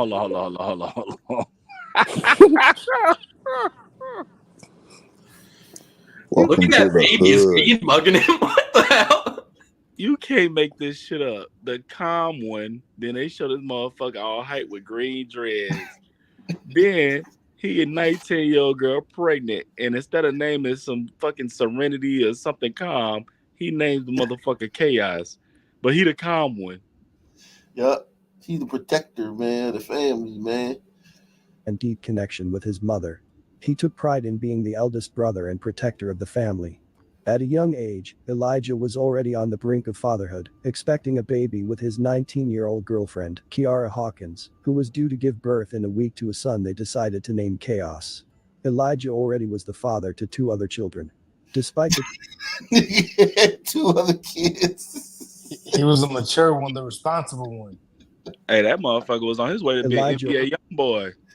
I'm telling you, man. Wow, man. That's what I'm saying. Like, these are good kids. And listen, they very well may be good kids in Indianapolis in the hood. Like, yo, they could be, man. Already was the father to 2 other children. Solution. Despite the challenges of young fatherhood, Elijah was determined to succeed in the music industry, driven by his ambitions and charismatic personality. He even What do you managed suppose to his open for challenges major in artists fatherhood visiting were? Indiana. The challenges of fatherhood they were talking about, how that was holding them down too, you know. Bro, that motherfucker was broke as a fucking joke and just Having wanted to kids, rap and go to multiple concert women. and fucking he was just fucking, bro. That's all it was. Yeah, do we think here that he was interacting with these kids? Come on now. I mean, having kids with multiple hood rats, man, and like, yeah, it's listen, everything's a challenge for sons, man. When you're a son, life is challenging, man. Trust me, man. Yeah, you gotta try twice as hard, man. Yeah, it's hard to not see those kids, to avoid them. He wasn't around those kids. Well, I mean, come on, let's be honest. Wow. Only for the best. Elijah was determined to succeed in the music industry, driven by his ambitions and charismatic personality. He even managed to open for major artists visiting Indiana, showing signs of a promising career ahead.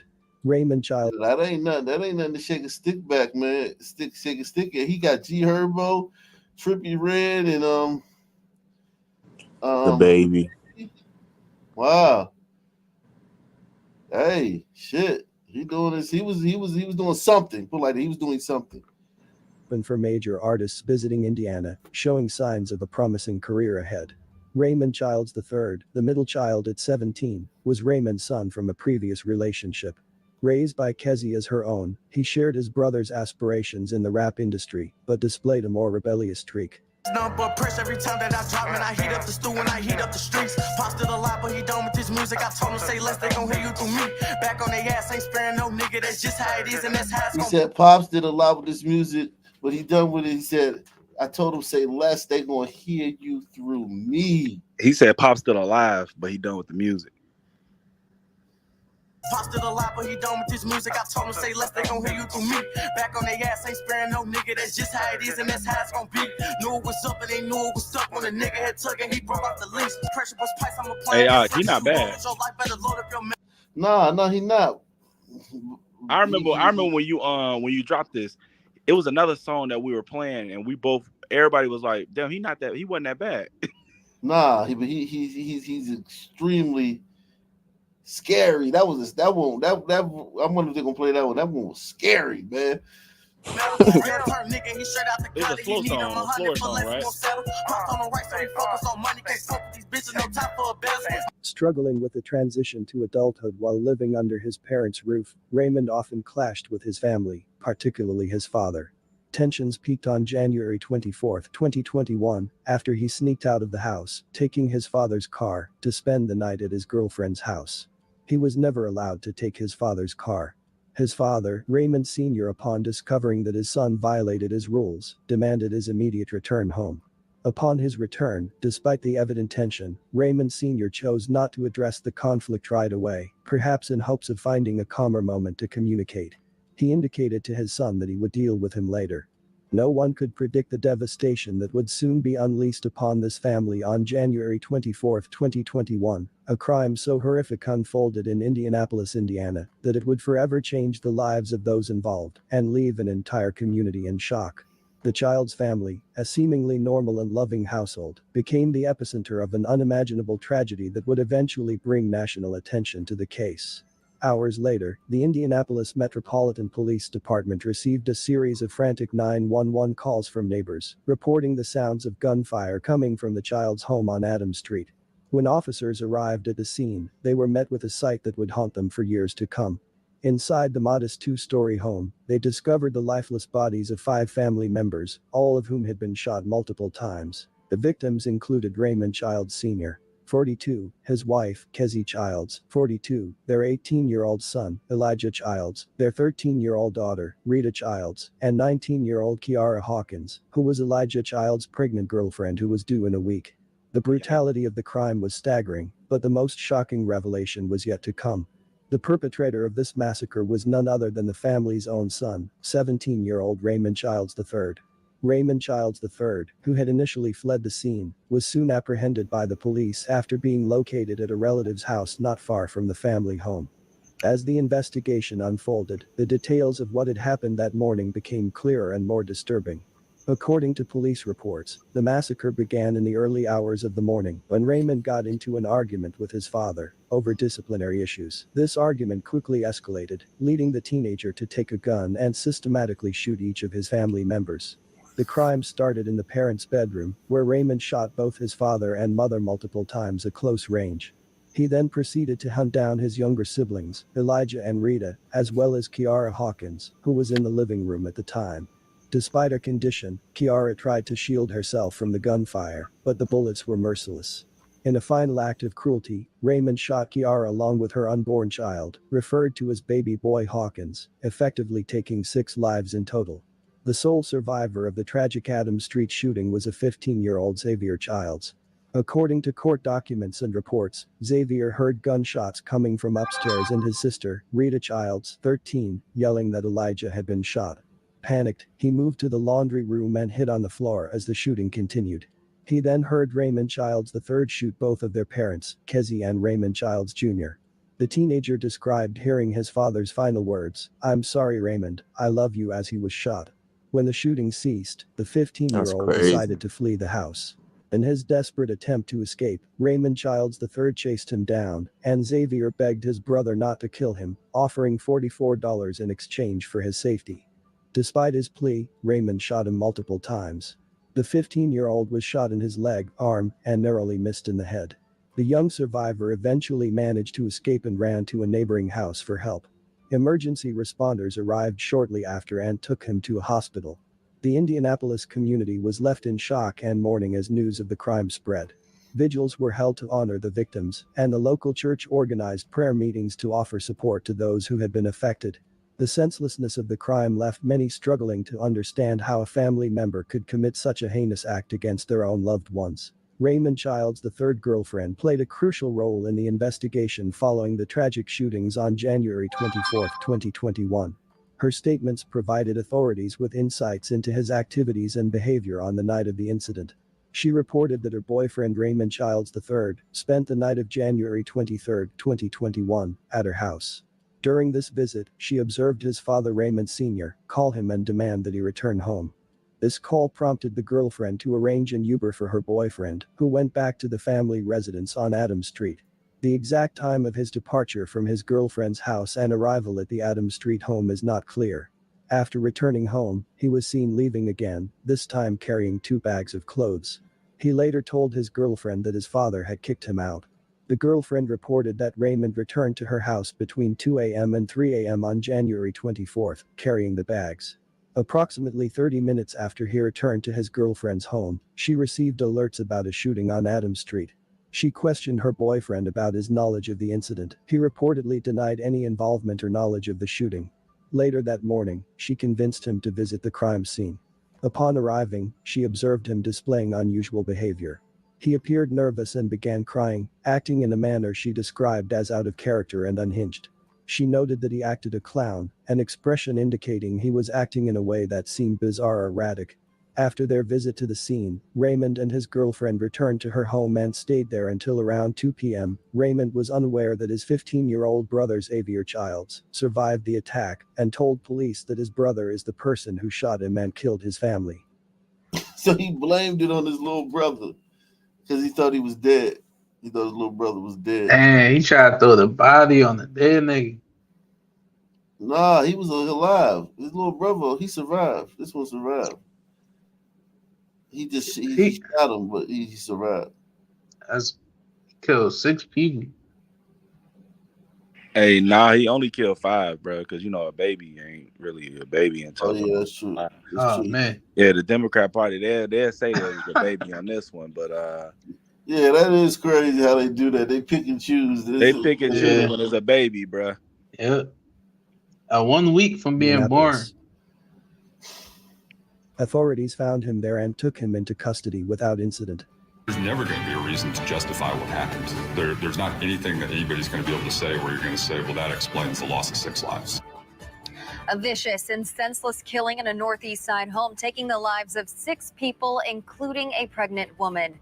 Now the charges the Indianapolis teenager arrested for the crimes is facing. Raymond Childs III is only 17 years old, and tonight He is being charged as an adult for the shooting deaths of his family and his brother's girlfriend and her unborn child. The Marion County prosecutor laid out the charges for us and shared the witness account from the lone survivor of the weekend mass shooting. No matter how this case shakes out, at age 17, life for Raymond Childs III has changed forever.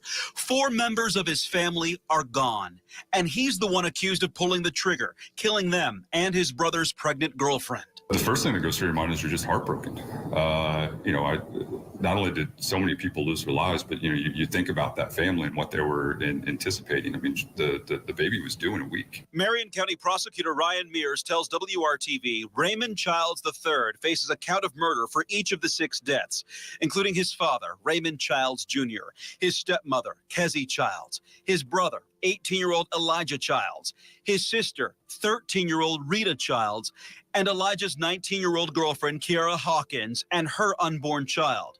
Childs III is also facing an attempted murder charge for shooting a 15-year-old survivor who managed to escape the Adams Street house.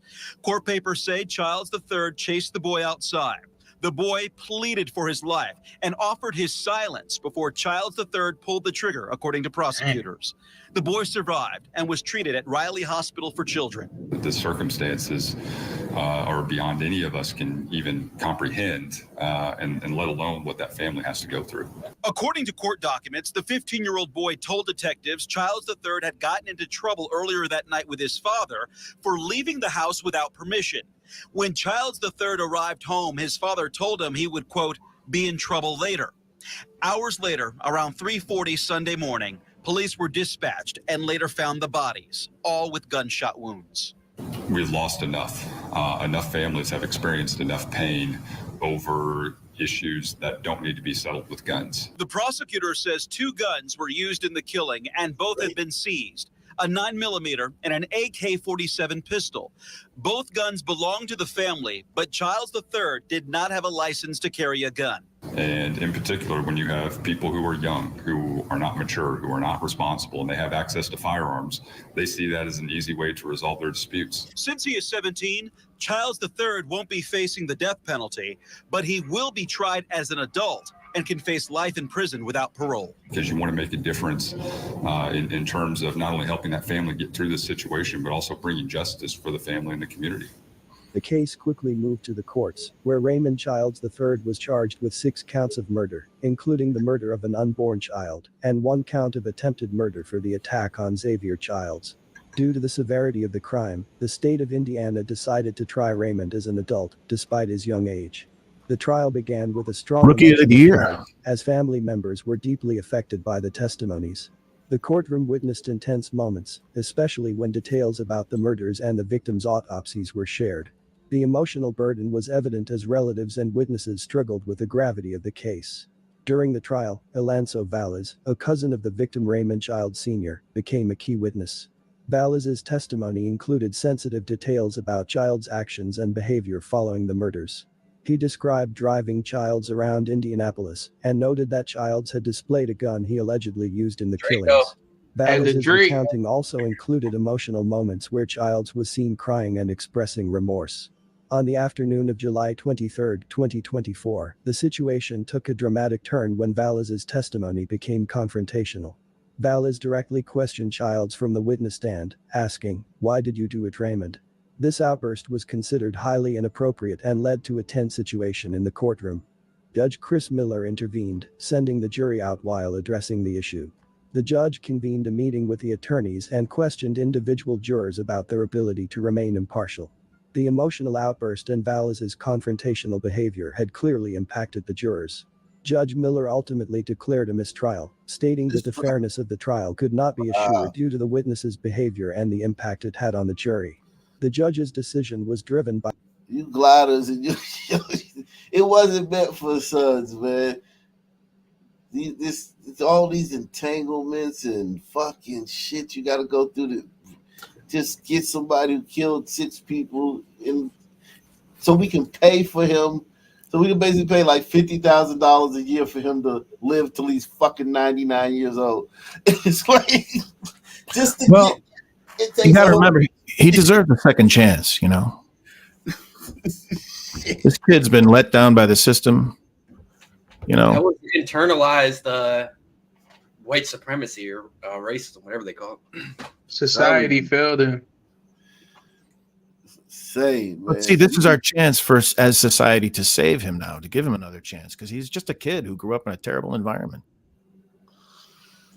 He was taught that shooting Confrontational people was a behavior cool had thing. clearly impacted the jurors.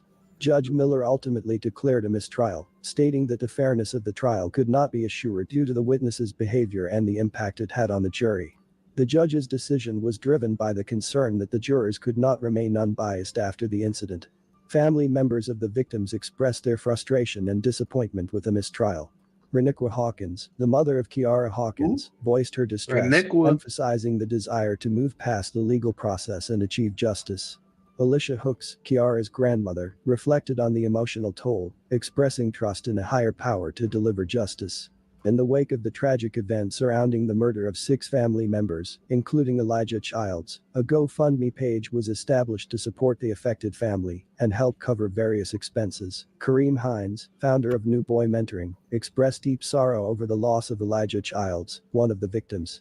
Hines highlighted Elijah's growth and aspirations, noting that the 18-year-old had recently started to believe in his own potential and was showing promise as a leader. Elijah was known for his involvement in the mentoring program, which focuses on guiding young people away from crime and violence. Hines described Elijah as So he was in the program. He was in one of them programs, man. Man. No solution. a unique individual who was making positive changes in his life, including shifting his music to align with non-violent themes. Hines and others in the mentoring program were deeply impacted by Elijah's death. They remembered him as someone who had the potential to positively influence others and had a genuine desire to improve his life. The tragic events of January 24, 2021, where Raymond Childs III allegedly killed 6 family members, highlights the devastating impact when familial tensions escalate into violence and reveals the critical need for effective intervention and support systems. Improved access to mental health resources, early intervention programs, and community support can help Oh my address God. underlying issues before they reach such a catastrophic point. The emotional toll on the surviving family members, especially the young brother who witnessed the killings, is immense and will likely have long-lasting effects. The community also grapples with the shock and fear stemming from such violence. Moving forward, it is essential for the community to provide support and for society to enhance resources aimed at violence prevention and mental health to avoid similar tragedies in the future. My condolences to the child's family, friends, and loved ones. May you continue to heal and one day find peace. Thanks for watching, and I will see you in the next video. They all dead. To snap and kill 5 people. No. And your mom, your dad, like brothers. Well, they were stepbrothers though. I didn't realize that was the stepmom either. That when you first went over the story. Oh, that's a stepmom. Okay. Still though, like what could make a kid do that? Facebook post, maybe? No programs. White programs. supremacy and knowing that you gotta go try twice as hard your whole life. That shit is just like it plays a toll on you, man. And he didn't have a father. Oh wait. oh wait. My bad. He had a father who cared where he was at night. Bro, he had a fucking that's an A+ of a son father, bro.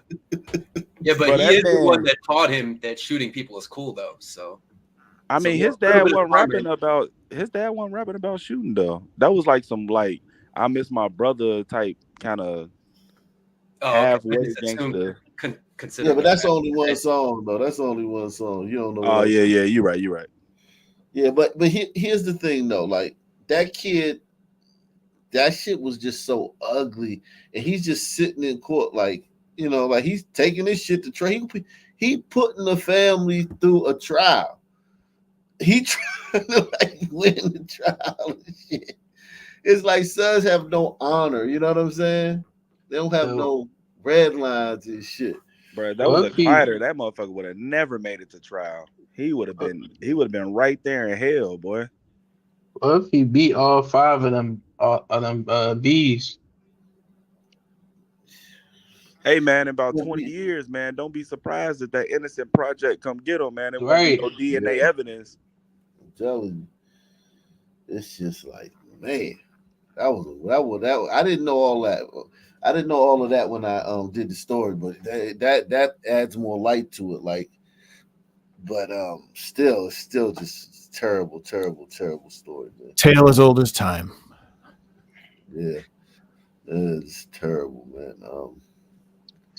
Moral of the story: don't kick your kids out. Oh, don't yell at your kids when they steal your car.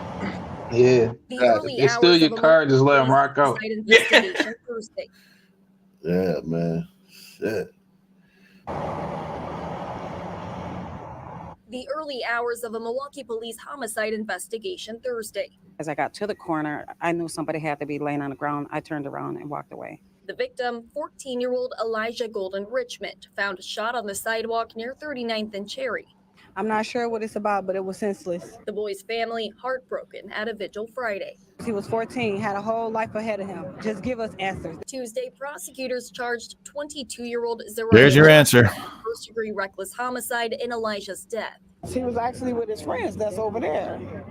So I don't know what happened. According to the complaint, investigators interviewed one of Elijah's friends with him that day. That friend told police Elijah, quote, wanted to steal a car. So they walked by the 37th Street School, broke a car window, then ran. Johnson later told police that car belonged to her sister. She said she, quote, armed herself with her mother's black handgun and began to drive around looking for the people who broke into the car. Hey, at least she didn't call 911 and get a cop killed over this shit. As someone who just recently got the car broken into, this hits home, man. Yeah, I mean, you angry. It does make you angry, but Nah, this it pissed you is up. But how normal is that when you know what I'm saying? How old was this kid again? 14. How normal is that? You know what I'm saying? At 14 years old, you know, you just walking around, you playing, you know, 2K ain't came out yet, Madden ain't came out yet, and you just look at your friends, be like, man, I want to steal a car. That's very normal. And everybody's just down with the cause, bro. That's crazy as hell. That's very normal, man. That's the issue right there. Yeah. What about? So this girl, she's gonna go down for this or whatever. But is it safe to assume that with most of these stories that you see, like on these nightly reports, that when they've got this perpetrator, this is not? Is it safe to assume this is not her first body? You know what I mean? Mm-hmm, yeah. What percentage of these people that we see doing this, getting busted, is it there? You're telling me this is the first time he strong arm robbery somebody? Isn't it less than 5% of violent crime actually gets like someone gets charged and they actually? That's what I mean. You know, it depends on the city, but here's the thing. Like, yeah, she definitely ain't no damsel in distress. You know what I'm saying? She got her gun and went around looking for some sun turds, man. So and you can look at her face and you can tell, you know, yeah, she's Milwaukee. Hey, Milwaukee got some rough sisters too, man. Milwaukee got some gangster ass sisters. I was looking at some blogs from Milwaukee. That shit different. Yeah. Friends with him that day. That friend told police Elijah, quote, wanted to steal a car. So they walked by the 37th Street School, broke a car window, then ran. Johnson later told police that car belonged to her sister. She said she, quote, armed herself with her mother's black handgun and began to drive around looking for the people who broke into the car. Johnson said she opened fire on a group of 4 people who were walking. A witness who did not want to be identified heard the gunfire. And then I heard what appeared to be like more shots. It was just like pop, pop, pop, pop, pop. Johnson told investigators she did not intend to kill anyone and just wanted to scare them. One of the shots hit 14-year-old Elijah in the back, killing him. All I know is he gone. That's my grandson. I'm hurt right now. According to court documents, Johnson told. Wonder how mom and dad feel about it. They only spoke to the grandma, I guess. Yeah, she don't look that hurt. I'm telling you, man, it just looked like a normal day, man. Looked like he got a bad report card or some shit like that. I'm hurt right now. According to court documents, Johnson told police she found out she killed someone from social media. She said after firing multiple shots, she went home and started watching a Facebook live stream of the crime scene. She watched that live stream as the person recording said the person in the video had died. Johnson is expected to have her first court appearance here tomorrow. In Milwaukee, Kendall Keys, WISN 12 News. And she'll go to prison and do that time standing on her head. And whatever she had going on out here, it just don't even fucking matter. It wasn't nothing. Right now at 5, the U.S. Attorney's Office announced today that law enforcement has dismantled a major criminal organization. The leader of their group, though, also accused of this brazen drive-by shooting on I-95. Skyflare was over the scene last October along I-95 in St. Johns County. It's where the shooters opened fire on another vehicle at high speeds in the southbound lane. News4Jax reporter and anchor Tarek Miter has been following this story since last year. Tarek's here now with what he's learned from law enforcement. Tarek? Well, law enforcement says that 4 masked men opened fire from their car with an AK-47 at another vehicle that was driving the lane beside it on I-95 near World Golf Village. We now know that this was a targeted hit and linked to what federal and local police call a transnational criminal organization. Watch the red car in the middle lane. Inside it, according to police, are the members of a major drug trafficking operation about to attempt a murder. They opened fire with a high-powered weapon, striking the occupants in the white Mercedes before the driver loses control on Interstate 95 South in October of last year. St. Johns County Sheriff's Office received a call where almost 24 casings were recovered on Interstate 95 from a 7.62 AK-47 type round. According to federal authorities, 28-year-old Nathaniel Hatcher and 20-year-old James Toney were 2 of the 4 people inside the car that opened fire. Authorities say the duo is not only charged in the shooting, but also in a massive drug trafficking operation where criminals were transporting marijuana from California and distributing the narcotics in short-term rentals in Jacksonville. Led by U.S. Attorney Roger Handberg, law enforcement from various local and federal agencies announced the criminal organization was also purchasing large amounts of firearms illegally. In this investigation, investigators found several times when an individual by the name of Desmond Lee Maxwell made straw purchases for firearms for Hatcher. These purchases were made on 3 separate occasions at 2 different firearms dealers. The investigation into the illegal firearms purchasing led to the arrests of 3 other individuals named Aldonta Easterling, Desmond Maxwell, and Equacia Del Carmen. Their case is part of the Organized Crime Drug Enforcement Task Force, which identifies and dismantles the highest level drug traffickers, money launderers, and gangs. So far, the investigators on this case have seized 9 firearms, including a machine gun. They also have seized 107 kilograms of marijuana, 78 grams of MDMA, 28 grams of fentanyl, and 19 grams of methamphetamine, and they have secured federal charges against 6 defendants. Federal investigators wouldn't say if one particular clue in this case, like the dash cam video, led them to ultimately break up the criminal operation, only saying that the entirety of the investigation put what deputies call dangerous criminals behind bars. We're proud of our partnership. Imagine what they're going to start catching as more and more people get dash cams, because a very small amount of Americans actually have dash cams. I don't have one. Press 1 in the chat if you got a dash cam.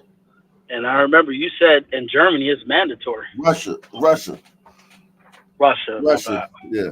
Russia, they got them. Everybody has dash cams. Like almost like 90% of the cars, man. That shit is crazy. Working on the head too. I don't have a dash cam. I don't know anybody who has one either. Just the ones that usually the ones that be first to get it be the the ride share drivers and shit. And then all the tow trucks, the ones that's not like illegal tow trucks or like some people's tow trucks, they have them too. If everybody has a dash cam, we're going to find out for real who's really saying the N-word.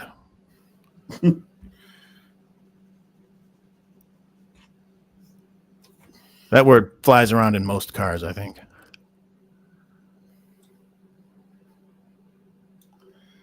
Oh yeah, yo, we got one, y'all. What?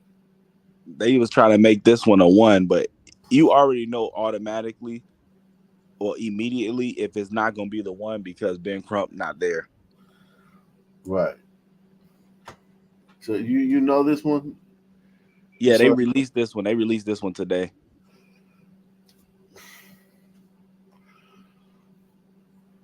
Son man just This is an older son man, so I didn't expect this from like an older son man, like older like this, but it is what it is. expect the unexpected.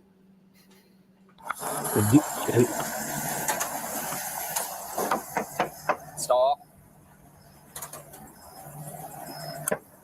Just hop out of the car for me.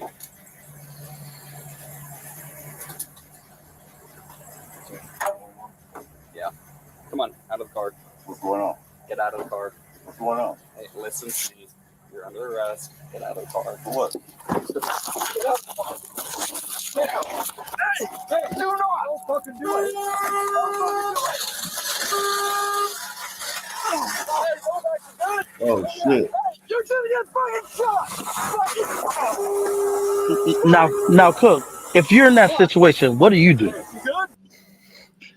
I mean, they were in a bad spot because obviously they both were on the same side, which was kind of weird. But I guess that they figured they was gonna be able to pull them out the car. And this is not that like serious usually because we come across stolen U-Hauls fucking 3-4 times a day. And when it comes to stolen U-Hauls, it's more so just like people just kept the U-Haul when the fucking contract was over. So a lot of times they just be like, they don't think it's that big of a deal because U-Haul really don't even press charges on this shit. Like they just want their U-Haul back. But he had a firearm on him. And I guess he was just like, I ain't going to jail for this.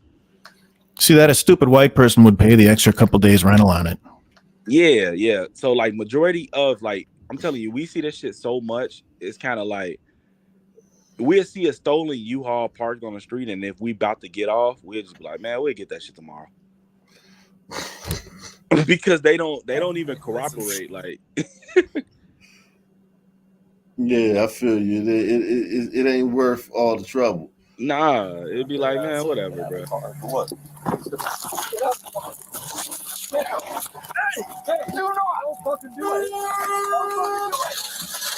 Now at this point, you're driving off with the cops hanging out of the car. Yeah, that's bad. Like, listen, man.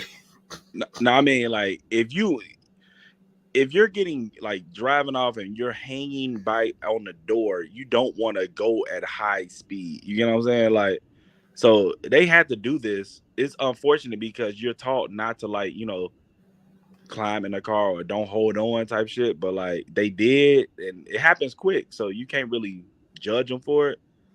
And shit, I mean, shit was just stupid. Like, what are we doing?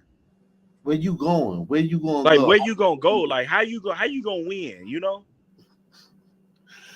Yeah, it's just the sun, man. You're gonna get fucking shot.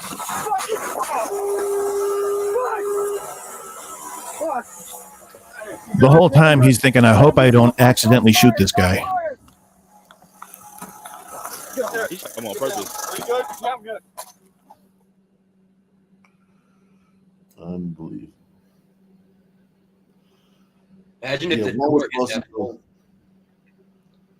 You know, Yeah, they was protesting today. They was. Yeah, they was protesting this shit. Stop. Just hop out of the car for me.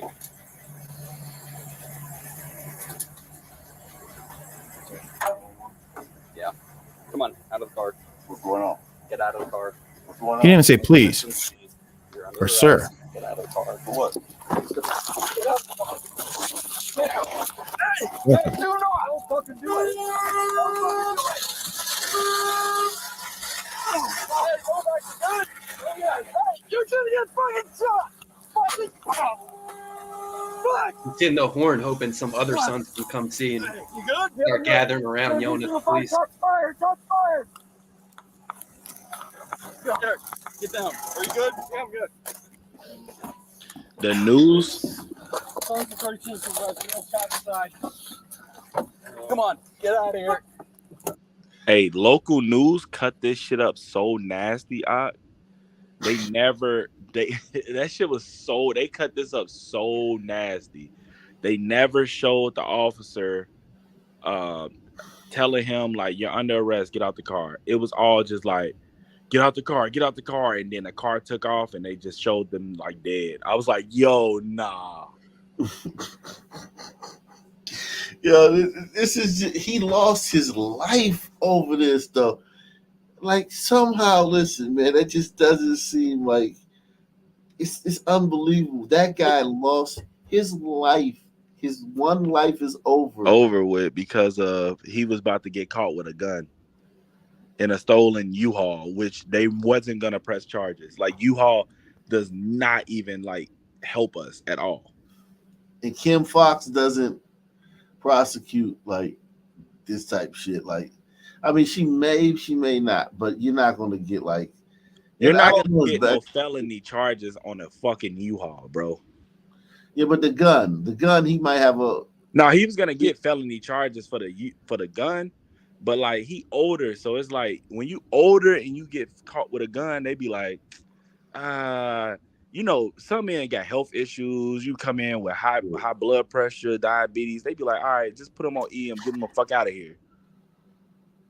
They don't be trying to hold no old son man, bro. Right. Exactly. He wasn't gonna stay in jail. He was gonna get out that day. And he's just going to go to court.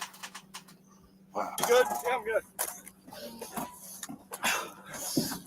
Phones to 32 supervisor. Let's stop aside. Come on, get out of here. Out of the car.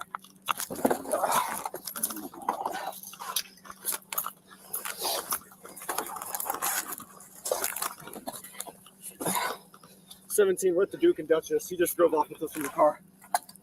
You gliders got to learn from this. Gliders, if y'all listening,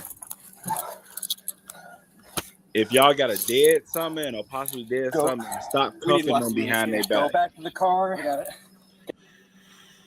Yeah, I mean, this is procedure too. Though, I know it's procedure, but like glider cops gotta understand that y'all are above procedure. You get what I'm saying? Exactly. You gotta do what's right.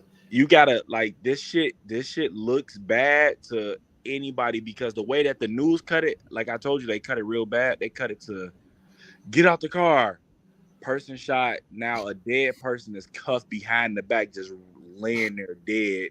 And then they roll over and then they cut it. That's it. That's the whole news, you know? So like gliders kind of y'all gotta be better and above and beyond, man. Just cuff them in front or whatever it is. And let's figure it out later. Or don't cuff them at all. It's unfortunate. Y'all might die, but it's cool, man. Man. Got a chest seal. All right. Where's your med kit? Is it in the back? Yeah, it's in the back.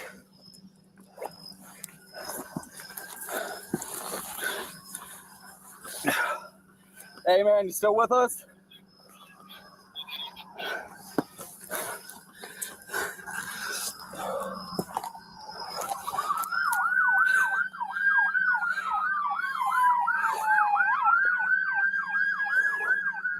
That dude dead. He died instantly. I'm pretty sure he probably got hit in the flank. Got hit where? So in the flank. So the flank is that like side shot that get into the fucking the chest cavity. Yeah. Wow. Some man just gave up his life like that.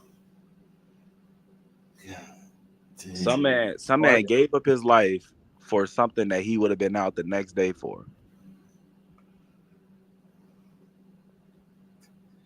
It didn't even get like what he didn't get like down the street miles away. He got like 20 yards away. Fucking shit. He got 30 feet away. All he did was go out the parking lot and go exactly where he was at, but 30 feet away. I think in the episode, his fast twitch muscles got triggered, and he just stepped on the gas and went into competition mode. It's an admirable quality. I think it was his son. Like, he's just a son, man. They don't think that, like, in high pressure situations, they don't be thinking like that, man. And that's the older son, man. That's why it kind of like, you know, caught me by surprise. I'm like, damn, he like way older. This not like no fucking 20-year-old. Yeah. He's got to be low on the list of son rankings for like dangerousness. Below teenager. Speaking of Milwaukee, I'm sorry. Go ahead. No, go ahead. I was gonna say, I think it's the free world version of flooding your cell. Your life sucks. You're miserable, and you just want to make everyone else miserable. Yeah, something like that. Tonight, investigators are looking for a Kenosha County woman associated with a homicide case. U.S. Marshals say she went on the run with her boyfriend out west of California. That's right. He was arrested for the fatal shooting. Fox 6's Ashley Sears explains the 19-year-old woman hasn't been seen in Wisconsin since last summer. More than 100 billion stars make up the Milky Way galaxy. U.S. Marshals say there is one that stands out to them. She's very young. It does not have much of a criminal history. However, the matters that she's involved with now are very serious. The 19-year-old Kenosha woman's legal name is Michaelin Rockweiler, but to many, she's known as something else. Primarily, we know that she goes by the name of Star. U.S. Marshals have been searching more than the skies, trying to find her. Rockweiler is a person of interest in a shooting that happened in June 2023. I heard pop, pop, pop, pop. It ended with one man dead, two others wounded. The homicide itself was a drug deal gone bad. Two men were arrested following the shooting that took place in a Kenosha church parking lot. Ms. Rockweiler was in a relationship with one of the other parties that is suspected of engaging in this homicide as well. U.S. Marshals say the couple fled to California. Shortly after, Anthony Santana was featured on Wisconsin's Most Wanted and was arrested after bragging about it to some people in the Golden State. Rockweiler was never found. She does have significant ties here in Wisconsin. However, she does have ties out west as well. U.S. Marshals say she doesn't have much of a criminal background and has shined on a stage of a different kind. She's had a history of employment around the state of Wisconsin in the adult industry, so it. Man,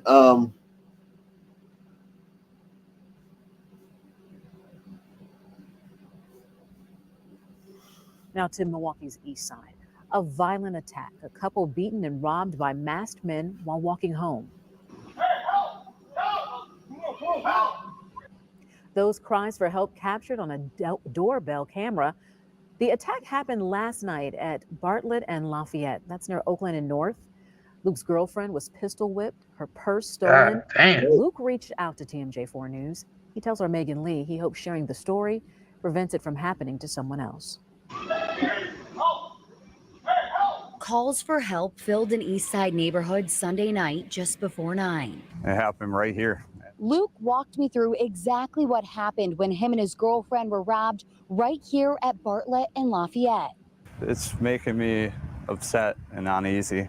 A neighbor's doorbell camera video shows two people running to the right of the screen from a car parked up the street.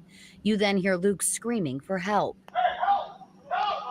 Their lovely Sunday night walk home turned into a nightmare. The car pulled up and 5 people came out and, tried stealing everything on us. Within seconds, the situation got even worse. I tried talking to them, leveling and reasoning. That's when they hit her in the face with a gun. Luke's girlfriend's face is now black and blue. While we were out talking with Luke on Monday, he ran into some of the neighbors who came to the rescue. That could have been worse, but I appreciate you guys, helping out. This neighbor, who didn't want to be identified, explained how they scared the suspects off. We started screaming out the windows. Everybody we're calling the cops. What are you doing? Get away from them. Leave them alone. And Luke says that's what saved their lives. They were one step away from, potentially ending somebody's life. Our outcome is traumatizing and, it's scary. But imagine what happens to the next person. Luke wants to make sure there isn't a next person. That's why I wanted to reach out to you guys to just make sure that people are aware of what's going on. So I don't think it's talked about enough. Luke reached out to. What do you mean? What's going on? Like, what's going on with the woke prosecutors not prosecuting these guys? What do you mean? What's going on, Luke? Like, who did it, Luke? Who was it? Like, who robbed you, man? What they look like? Shit. That don't look like a bad neighborhood. Yeah. Who robbed you, Luke? No comment on who it was? Wow.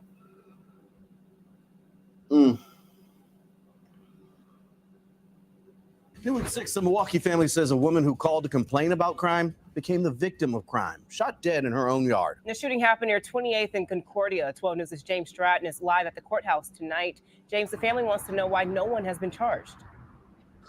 No, they do, Kristen. Someone shot Clarissa Bates outside of her home, as you said, near 28th and Concordia, just across the street. Her sister says she saw that person shoot her at point-blank range and pick that person out of a police lineup. She and the family want to know why that person has not been charged. A delivery Epiphany Bates wishes she didn't have to make, dropping off balloons and photos at her sister's house. I have to make sure she get justice. Epiphany says she saw a man shoot her sister, Clarissa Bates, across the street near 28th and Concordia on August 3rd. I had to watch my sister die. I saw what he did. I saw him put the bullet in her. I saw everything. She says Clarissa, who they called Weeda, reached out to police when she saw crime in her neighborhood. Weeda even put up these barricades so people wouldn't loiter in her own yard. Wow. Epiphany says Weeda called 911 the night she died. They felt like she was the police caller and all type of things. But she is a homeowner. You didn't pay for other people to tear up your property. Then Epiphany says they got into an argument with some women and had fallen on top of a fire pit when a man pulled out a gun and shot Weeda. He shot one. Oh my God. And then So he the shot fight. again. The last shot was vicious. She never moved again. So it was a fight. Niggas just would Then shoot Epiphany people. says they got into an argument with some women and had fallen on top of a fire pit when a man pulled out a gun and shot Weeda. He shot once, and then he shot again. The last shot was vicious. She never moved again.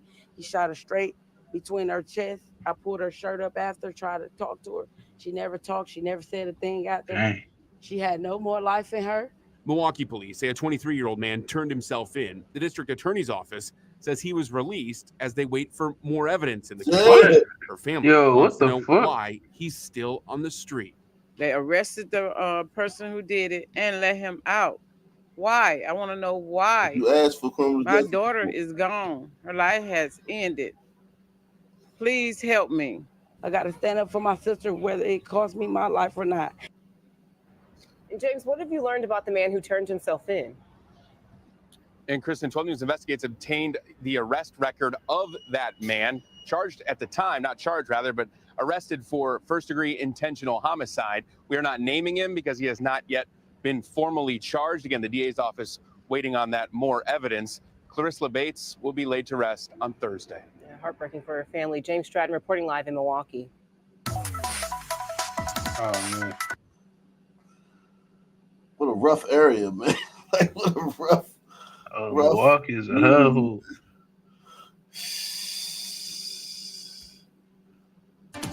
And he came in there and he put the gun to my head, and I'm just begging and pleading to him, please, please, don't shoot me again, please. Tonight, only on WREL, she Oh, Lord. survived. A 6-year-old girl, and that girl's mother did not. She explains what led up to the shooting and how she was able to live to talk about it today. Hello, everyone, and thank you for joining us. I'm Deborah Morgan. And I'm Gerald Owens. This is what we know. Police say Daquan Jones shot and killed the girlfriend and their 6-year-old daughter. He also shot 2 other people before turning the gun on himself. WRL's Chelsea Donovan traveled to Greenville today to speak with the woman who survived. It's an interview you will only see on WRAL. She was screaming to the top of her lungs. I don't want to go. I don't want to go. 6-year-old Zoe didn't want to leave Micaiah Page's Sharpsburg home where friends had gathered late Saturday night. Just out of nowhere, he shot Zoe, and then he proceeded to shoot Kiara. It was an argument between Daquan Jones and Kiara Massenberg about Zoe leaving that prompted the shooting spree, according to Micaiah Page, who was shot next. Then he came for me. And I just remember walking towards me and me trying to run, but I still got hit. Page was first shot here in her driveway along with another friend, Devontae Hicks. She says she started running for safety to this door here to get into her bedroom to hide. He came in there and he put the gun to my head, and I'm just begging and pleading to him, please, please, don't shoot me again, please. This is her daughter, Bella, who witnessed 4 people being shot. I yelled to my daughter. I said, Bella, run. Like, get out the house and run. Bella made it to a neighbor's to safety. She got one here, one there, and that one. Micaiah is now at home recovering with her daughter by her side, but her best friend and her best friend's daughter are gone. Just tore me to pieces, getting the news about Zoe and Kiara. Page says after Jones shot everyone, he got in Kiara's car to leave. She had to move them out of the driver's seat so that he could get in the driver's seat to even drive the car. Page described what she saw as pure evil. I could just look in his eyes. It wasn't him. Jones soon got in the car, that dropped was his him. wounded daughter off at this random house nearby before ending up here with Kiara's dead body in the car. He took his own life at this home in Nash County. It's a tragedy that has rocked several families and an entire community. They didn't deserve it. Grateful, that God spared my life and allowed me and my daughter to still be here. Chelsea Donovan, WRAL News. Boy, just break. Yeah. She got lucky. I'm telling you, man. So lucky. That nigga was ready to crash out. He killed himself. So, he ain't give a fuck. You said ready to crash out? No, I said he crashed out. Well, I did say tonight. New court documents are revealing what led to a deadly shooting of restaurant owner George Nelson Sr. All of this happening Wednesday at 26th and MLK. Since then, police have arrested a man they believe is responsible. Tonight, our Marion County reporter Lauren Kostick shares some new details from this investigation and the larger impact this loss is having on our community. To many, George Nelson Sr. was known for Pa and Ma's backyard barbecue. There for everyone, very nice. Say chin up, chest out. But he was better known for the good he was doing in the community. He's a real good guy. He's every bit of the kind of man you want to be. He just wanted to be somebody who was positive. Court documents released Friday say the deadly gunfire stemmed from an argument over money. Families saying the suspect was hired to fix siding on the restaurant. Nelson's wife told detectives the suspect came over to the business wanting the rest of the money, despite not having finished the job. The suspect then allegedly tore off the siding he already put up, leading to the Says with so much pressure on you, because it's like you can be like, hey man, you didn't finish the job, but you can't have the money. And then the man who you hired, the guy who you hired to do the job, then tears off the portion of the work he did do because you won't pay him all of the money. You've already paid him for that part. He then destroys that part that you paid him for because you won't give him money for the part he hadn't done yet. And you got to eat that so you can survive. You gotta gotta eat that or be ready to crash out. Yeah, and that's the type of pressure sons put on other sons on a daily living in Blackistan. You gotta literally be a bitch to survive around sons. Or you gotta let him. You gotta let this nigga tear your shit off and then not say nothing about it, and then walk away with the money you gave him and your shit looking like this, just so you can survive. And it might not be over. He might come back. Just because you ain't give him that bread, you might still have to do something. Or he might just ride by one day and spray up your fucking business. Yep. So too unpredictable, man, and too ready to fucking take penitentiary chances over anything. Yeah, going to prison, man. Prison is not a deterrent for niggas, man. Yeah, it's not. It's just not. And it should be, man. Agreement. According to court documents, the two men who were with the suspect claim Nelson pointed a gun first before the suspect shot. Oh, he had two diggers with him too. Oh. Nothing else, man. We got to do better. We got to do better. Nelson's death now marks the third Indianapolis changemaker to be killed by gun violence in just the last year. Last September, Mike Chappelle, better known as Mike Trees, was killed in a triple shooting on the Northwest Side. He was part of the hip-hop scene and guided young musicians through a radio show. And last July, Indie Ceasefire founder Ron G. was also shot and killed at an East Side gas station. Reverend Charles Harrison, leader of the 10-Point Coalition, says these lawsuits speak to the level of senseless violence increasing in the city. I'm not for sure how we stop this if we don't get our arms around this as a city and try to help people resolve these conflicts. So this is Indianapolis. This is where that kid killed his whole family. I guess the violence hasn't stopped, man. I guess they didn't. His yeah. It's gonna be 200. It's gonna be the year 2224, and these niggas gonna be saying this. Man, I don't know how we gonna have to figure this out, man. We gotta start killing each other. What is a deterrent for sons? I mean, I know going to prison isn't one, but I'm trying to figure out what is. I don't think there is. I don't think there right, is nothing, one. right? Yeah. Yeah, I don't think there is one. Not even their life. Definitely not their life. It's just what we do, man. Tonight in McLennan County, where authorities announced the arrest of 3 men in connection to the murder of a truck stop clerk in Ross near Elmont last month. Today, Sheriff Parnell McNamara. My pop said he thought he was gonna die. Like, I think he said like before 30 or like 25, he still was doing the shit he was doing. So dying does not. If you abided by the sun, man, you basically expecting to die. Yeah, you're like, assuming it.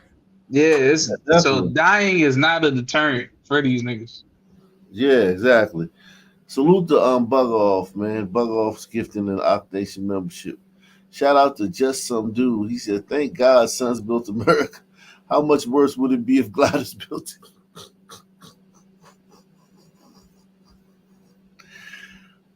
Revealed that 2 of the suspects were involved in an aggravated robbery at another truck stop before. Salute to Deluxe 247, aka Calrican, aka the real MVP, coming through once again.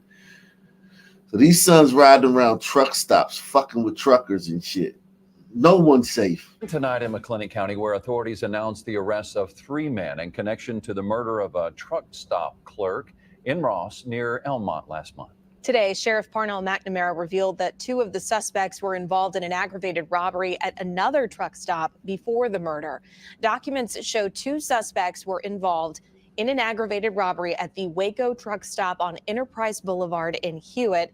Here's an idea of where that happened. We're told 2 men pulled out firearms and demanded money from the cash register. The clerk was reportedly beaten up. The suspects then took off in a vehicle. On the morning of July 28th, authorities responded to the Gator truck stop, number 3, in Ross. Christopher Beltran and Micah Harris are charged with. So two Melungeons and a goddamn monkey. A monkey and 2 Melungeons. Yeah, these definitely some legends. Jesus Christ. Example of murder in the death of 30-year-old Deepak Ali.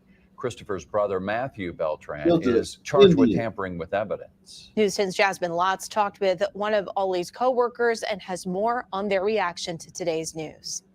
A crime spree in late July resulted in one store clerk being beaten and another being killed. Never lets up on these criminals. And so we're committed to staying straight and going after them. Authorities say the crime spree started at the Waco truck stop in Hewitt, where officers were called out to report a robbery. McLennan County Sheriff Parnell McNamara says 22-year-old Christopher Beltran and 25-year-old Micah Harris entered the store demanding money from the store clerk. Once the two robbed the store, authorities say they beat the victim and left. After that, surveillance video shows Beltran and Harris going to Gator Stop number 3 in Ross, where they attempted to rob the store, but shot and killed 30-year-old Deepak Ali while he was trying to run away. Innocent people working hard, working the night shift in these two stores, run into these criminals, and sorrow that they leave in their wake is just paramount.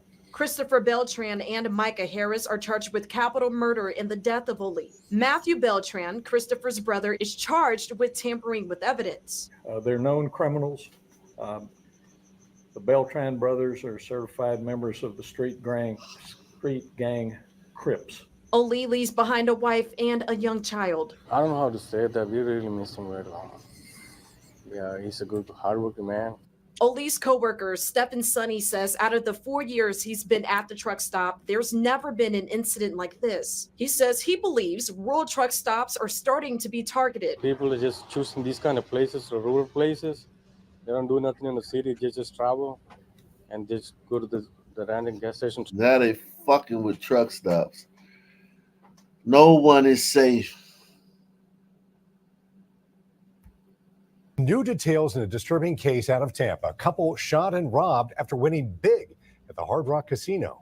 Today, investigators took the stand as one of the accused attackers appeared in court for the first time. This is 10 Tampa Bay at 6. I'm Frank Wiley. And I'm Dave Wagner.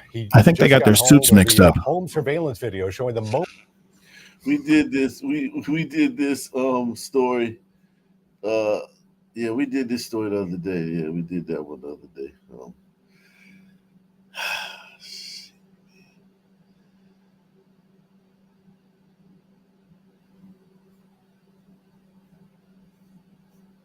Unbelievable, man. What you think about what is that? Neil deGrasse Tyson. What you think about him? Full of shit. He's full of shit. They're using him because they know that he can push a bunch of bullshit and nobody can say nothing because he's black. Because he the one smart. The one smart. You can't say shit. Yeah, that's exactly how I look at it. He like the one smart nigga. And he ain't even smart. He word salad. He word salad, man. He like Michael Eric Dyson, man. Yep. And it's crazy. He's smart, but he's top 0.1% for some person. Yeah. I know white people really don't think he's smart. I know they be like, yeah, right. I say it and shit. 5 on your news later. After a month on the run, a Memphis woman has been arrested a second time in connection with the murder of a St. Jude doctor. Good evening, and thank you for joining us. I'm Stephanie Skurlock. And I'm Greg Hurst. This is a story that rocked the downtown community and beyond. And one person is already charged. The DA's office says there's more to this case. Our Shay Simon is live at 2:01. And Shay, explain why they were looking for her after she had already been released. Yeah, that's right, Greg. Stephanie Rucker is now being held here on $1 million bond. The DA's office says a warrant for her arrest originally went out back in April. After being on the run for 3 months, Brandy Rucker is now behind bars again. Her second time in 201 since January, facing a first-degree murder and aggravated robbery charges. Charged in the death of Dr. Alexander Bulikov, robbed and Yeah, I remember this one, man. Poor doctor, man. He just wrong place at the wrong time, man. She robbed him, then killed him. Yeah, they robbed him and killed him. And now she got booked for another joint. Nah, they let her go. They released her off of that one. facing a first-degree murder and aggravated robbery charges. Charged in the death of Dr. Alexander Bulikov, robbed and shot in front of his wife and 2-year-old during a robbery last November in downtown Ukrainian Memphis. In refugee. February, his wife describing the terrifying moments. Give me your money, and that's it. So we didn't hear anything else from him. She pointed out Rucker's boyfriend, Marius Ward, as the shooter. I will remember his eyes, I guess, forever. Ward was charged. As you can see here, in January, all charges for Rucker were dropped and she was free to go. Even then, Rucker's attorney knew it was not over. Despite being dismissed, can still be presented to the grand jury. And that's exactly what the Shelby County District Attorney's Office says happened. In a statement to WREG, the office explains that after the DA's office presented the case to the grand jury, they determined there was probable cause and a warrant was issued in April. Rucker was rearrested Monday. Yeah, and the DA's office says this actually is not rare when there isn't enough evidence in general sessions. That does not. It's not enough evidence to. Yeah, they slaughtered him. They killed him. Like, they asked him for the money and then shot him. Like, he didn't even have a chance. Oh, that's my worst fear. Like, getting robbed by some person like that. Like, you just give them your shit and they still kill you. Like, damn, nigga. Yeah, that's true. Yeah, they do that a lot, but they do that more than anybody else. But like that, because they rob a bunch of people and don't kill them. But yeah, they lead the nation in shooting you after you give them the money, or shooting you before you even get a chance to give them the money. It's those fast twitch muscles, man. Yeah. I know a lot of sunmen that have told me, like, a nigga gonna have to kill them before they get that shit up. Yeah, that type of mentality. But yeah, a lot of people say that shit, but when it happens, they get that shit up. Yeah, poor guy, man. He's working at St. Jude's, working with little children and shit. It's always a productive ass, law-abiding glider, man. They don't just be like, you don't see a whole bunch of stories of them killing career criminal gliders. It's always a professional. It's always a professional motherfucker. And just some random encounter. Yep. Yeah, like he was walking through the park with his wife in the stroller. They were going for a walk through the park, and sons might have rolled past him like, oh shit, seeing him like kind of like secluded, I guess, away from the street, and it's like, oh, they perfect victims. They perfect. You go get them. Ran over there, give me your money, bam, killed them, and then ran off without getting the money. At least he didn't kill them and get shot and then die as a racist. He was saved that. That's true. If he had shot them, he'd be like the most racist person in the world. I'm telling you, man. If he had said something wrong, if he had said, "You people get out of here," he would be fucking on fucking blog and shit. If they would have been running back from robbing them, he would have been like, "You fucking niggers." The whole story would have been like, person calls suspected robbers the N-word. Woman shoots racist. And then there would have been all niggas on Twitter justifying it, like, man, it's freedom of speech, but it come with consequences. That's niggas' favorite line. He would definitely be a white supremacist. He's carrying a gun. You know, only white supremacists carry guns. Poor family. Like, that woman had to see that. She saw him die. The kids saw him die. Like, their whole world's turned upside down. And that son and that girl are literally going to do this time standing on their head. Like, nothing was lost. Nothing was lost. Some niggas ain't give a fuck. I guarantee you they pulled up on them, fucking killed that nigga. Then they fucking probably went back to the crib, fucked like rabbits all night. He dropped some hard hitting Harambe dick right off on there, and they was good. Probably rolled up at 3-5, had themselves a night. And she probably was like, "You think we gonna get in trouble?" He's probably like, "Nah, man, ain't nobody." No, babe, we good. Just keep your mouth shut. Just if we get arrested, man, Just keep your mouth shut and everything will be okay. Just hold me down, babe. Yeah, man, this nigga right here, god damn, man. It's like, yo, you should like, sons should be like tearful. They should be inconsolable in court, man. Like, my nigga, you threw, like, you about to do every day the rest of your life. You just killed a St. Jude's doctor during a botched robbery in front of his kid and his wife, and you got caught for it. It's like, you should be like, sons be in court like, or the dumb face, like nothing happened, looking like just like they waiting on a bus or some shit, like sons. No emotion, no. It just seems like you said, it just seems like they're doing any other task. Like, they're just chilling. Like, Yeah, he killed somebody and he about to go do a bunch of time and that's it. Probably not his first time in a courtroom though.